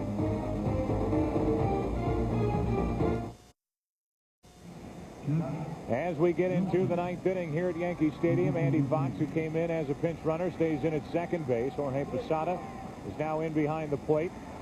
Will do the catching in place of Girardi, who is lifted for a pinch hitter. And just as the inning About to get underway. Graham Lloyd heads back to the dugout and eventually to the clubhouse. He is relieved here in the 9th inning by the right-hander Jeff Nelson. Nelson pitched an inning in the ballgame on Tuesday. He was on the mound when Matt Williams hit that near grand slam down the right field line. See his numbers on the season. Nelson with a sidearm delivery, sinking fastball that tails back into right-handers, and that frisbee slider. Well, don't forget that Saturday it's Game 3 of the American League Division Series when the scene shifts to Baltimore, where Cal Ripken and the rest of the Orioles take on Ken Griffey Jr. and the Seattle Mariners. That series shifts to Fox on Saturday. Coverage begins live at 4 Eastern, 1 Pacific, right here on Fox. The winner of that series takes on the winner of this series as the Indians tonight try to even this series at 1 apiece. You look at the Division Series update for this postseason. Baltimore now out in front of Seattle 2-0. 18 runs scored, 9 today. They beat Seattle 9-3. The Marlins, 2 last at-bat victories and a 2-0 lead over the San Francisco Giants as they now go back out to the West Coast with that series shifting down to Houston. Atlanta and that great pitching up 2-0 with Smoltz ready to go in Game 3. It's interesting that over the last 3 days we have experienced areas exhaling. The Matt Williams fly ball to right field the other night, the whole New York area exhaled when O'Neill made the catch. And after the 8th inning, when Mesa got out of it, you could almost feel the Cleveland area exhaling. I heard it. Yeah, I did too. Yeah. The blimp picked it up. Here's that play in right in the 7th inning with the bases loaded. Yankees leading by 2. Everybody exhale. Matt Williams to the wall, but caught by Paul O'Neill. Preserving the 8-6 lead, the eventual final score. Here's Marquise Grissom to start the 9th. 1 pitch and a little fly ball to center for Bernie Williams. 1 away, and Grissom is 0 for 4. The numbers for Nelson from Game 1.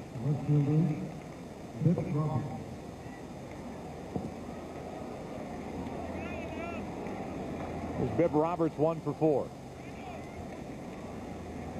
The Yankees in the 9th inning will have Jeter, O'Neill, and Williams. Right now a 3-run Indian lead.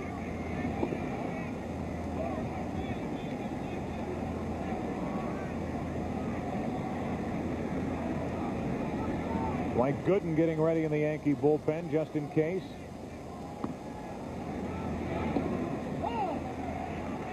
You know, Gooden may be loosening up for the game on Saturday in Cleveland. The reason I say that, Joe told us the other night before the game that he did not want to bring Doc Gooden in during an inning.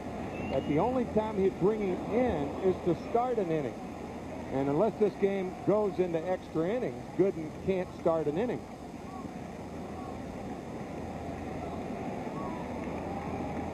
The game Saturday night. David Wells, a 16-game winner, will take on Charles Nagy, a 15-game winner. 1 out, nobody on, and Robert stays alive.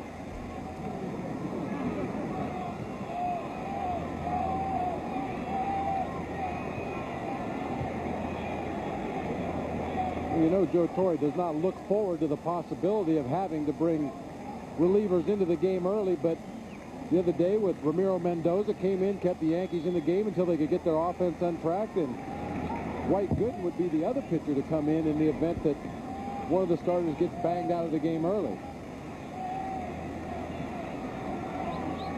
The word on David Cone is that he will start Game 4.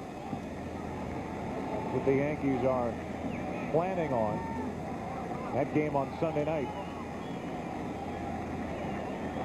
1 out, nobody on, and Roberts into left center field. On base again with a 1-out single here in the 9th.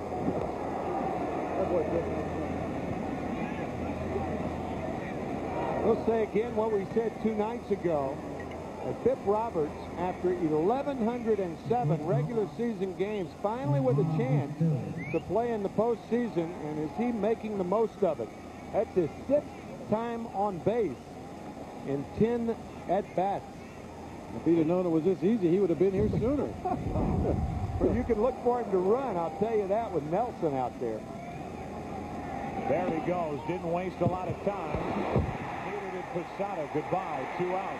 What a throw by Posada, right on the money.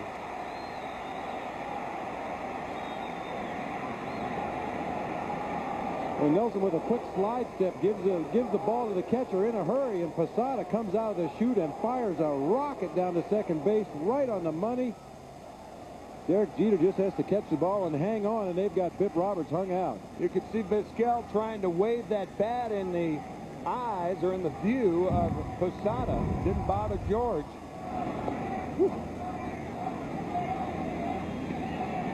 Now 1-1 strike count on Vizquel. Well, Joe Girardi says that by the year 2000, Jorge Posada will be a starting catcher in the major leagues and will be making all-star teams. He thinks that highly of his backup catcher.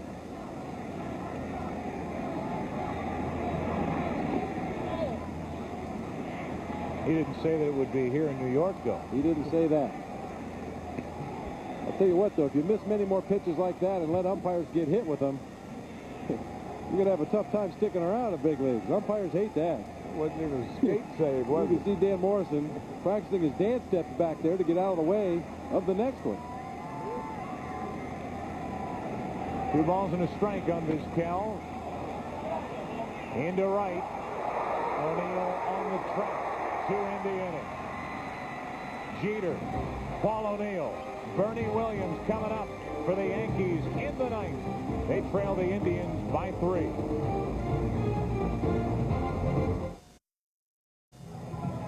As we get ready for the bottom of the 9th inning, before we let the drama take us away, we'll remind you that the senior coordinating producer of Major League Baseball on Fox and the producer of tonight's game is John Filippelli. Game directed by Bill Webb. Pre-game coordinating producer Scott Ackerson. The pregame is produced by Gary Lang, directed by Bob Levy. Senior producer of Fox Sports is Bill Brown. The executive producers, David Hill and Ed Gorn. And special thanks to Lance Garrett, Barry Landis, Derek Manning, and Kathy Hunt. Bottom of the 9th inning. Yankees bat, they trail by 3, and Derek Jeter will try to get it started for New York.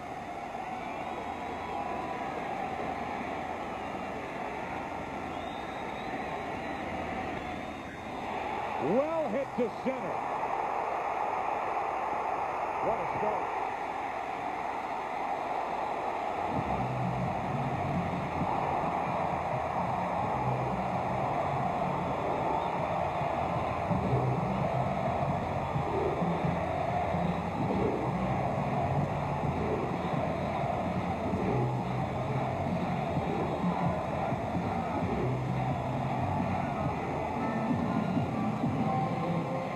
Wow.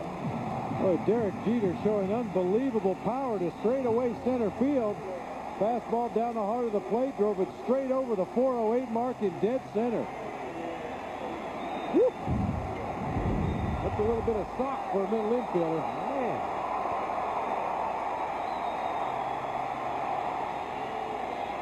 Now it's a 2-run game, and now it's Paul O'Neill.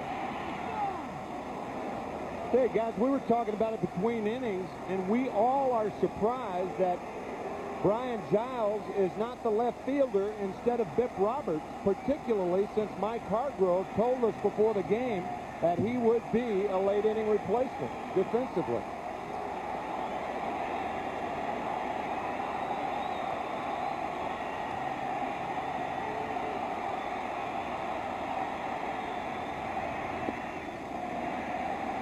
Ball and a strike as Mesa hits 97 on the radar gun. There's Giles with a jacket on. On a cool night, the Indians sweating this one out in the 9th.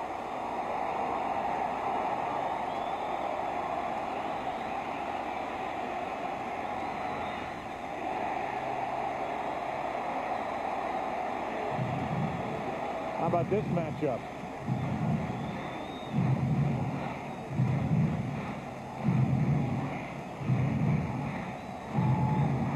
And O'Neill has Mason in a situation where he has to throw a fastball.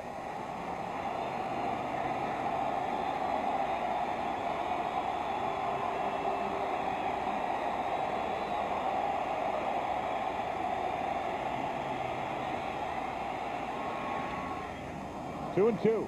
Good pitch in on the hands of O'Neill.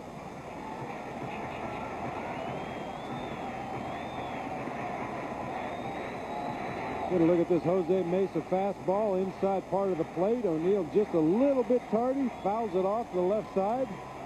O'Neill may actually be a more dangerous hitter now with 2 strikes. We documented on Tuesday 66 opposite field hits, led the major leagues. With 2 strikes, more likely to be a defensive type hitter. Go with the pitch. Like that, but hit right at Matt Williams. There's the first out here in the bottom of the 9th inning for the Indians. They're 2 outs away from evening this series at 1 on each side. And then they truly have the home field advantage with the final 3 games to be played at Jacobs Field in Cleveland. This season, when trailing after 8, Joe Torre's club only 3 victories, 51 losses.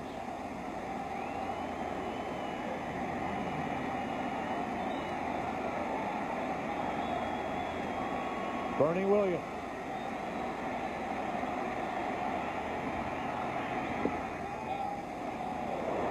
Ball 1.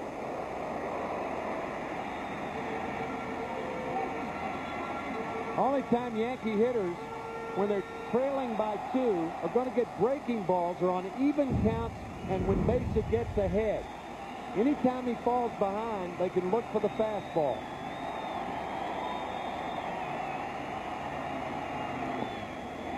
Fastball low, 2-0. Williams has already drawn 2 walks. Tino Martinez is next.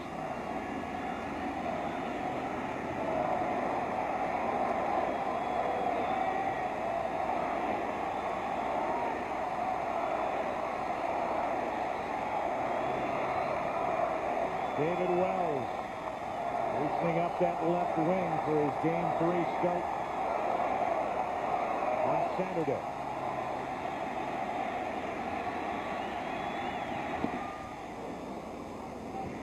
Two and 1, 97 miles per hour from Mesa. I agree with you, Tim. When he gets behind in the count, he's going to challenge with a fastball. As a hitter, you have to be disciplined enough to make him get the ball down where you can handle it.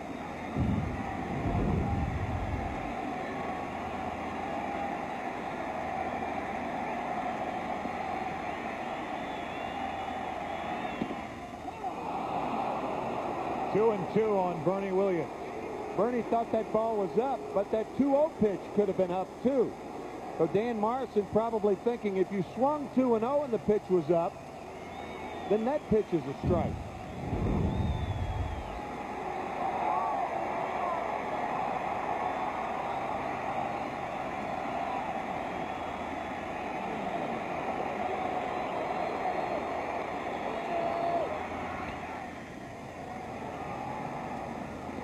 And Bernie Williams says, if you're going to call it a strike, I better swing at it.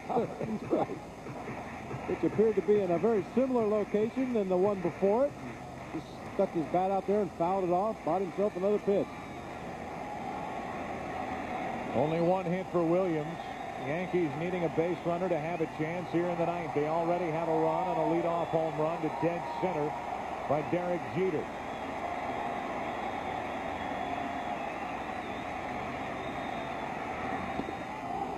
Two out.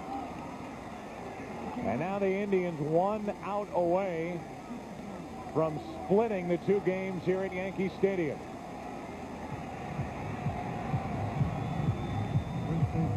Going up and out of the strike zone with a couple of fastballs. He buries one down low and inside. Bernie Williams, you can see him try to adjust his swing, get his hands on that ball, but too much giddy up on that fastball. Couldn't catch up to it. Last chance for the Yankees is Tino Martinez.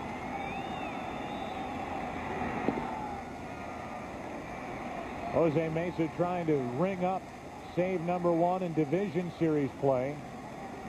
He had a save in the LCS in '95 and won in the World Series against Atlanta in 1995.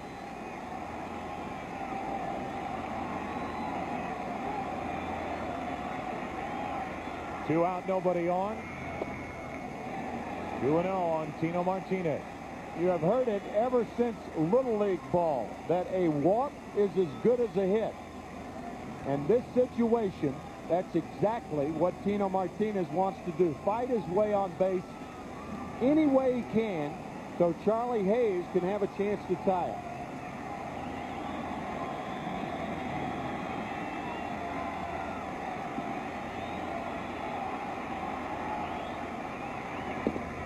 A strike from Mesa. It's 2-1.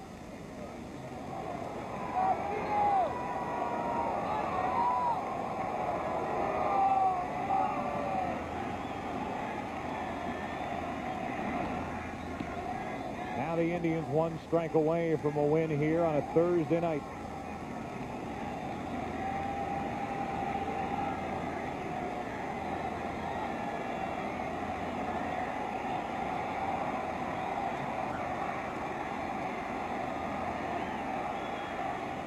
The parents of Jared Wright, boy, did he step up and settle down. Give the Indians exactly what they needed here in Game 2. Stands to be the winner. Tomey hangs on to it, steps on, and the Indians win it 7-5. And it is Jared Wright the winner, and it is Jared Wright, our Chevy Truck player of the game. Well, after a rocky beginning to the ball game, had trouble finding the strike zone. Jarrett Wright went back to what worked for him, throwing that good gas. Jarrett Wright and the Indians victorious. Mesa gets the save, and this series is split 1 game apiece as it heads back to Cleveland. Don't forget, playoff action resumes on Fox Saturday at 4:30 Eastern, 1:30 Pacific, with Game 3 of the division series between Seattle and Baltimore. And catch Game 4 of this series Sunday night at 7:30 Eastern, 4:30 Central. All of that right here on Fox. So for Tim McCarver and Bob Brentley, I'm Joe Buck saying so long from New York, where the final score is Cleveland 7, New York 5. You've been watching Fox Sports coverage of Major League Baseball. Good night from Yankee Stadium.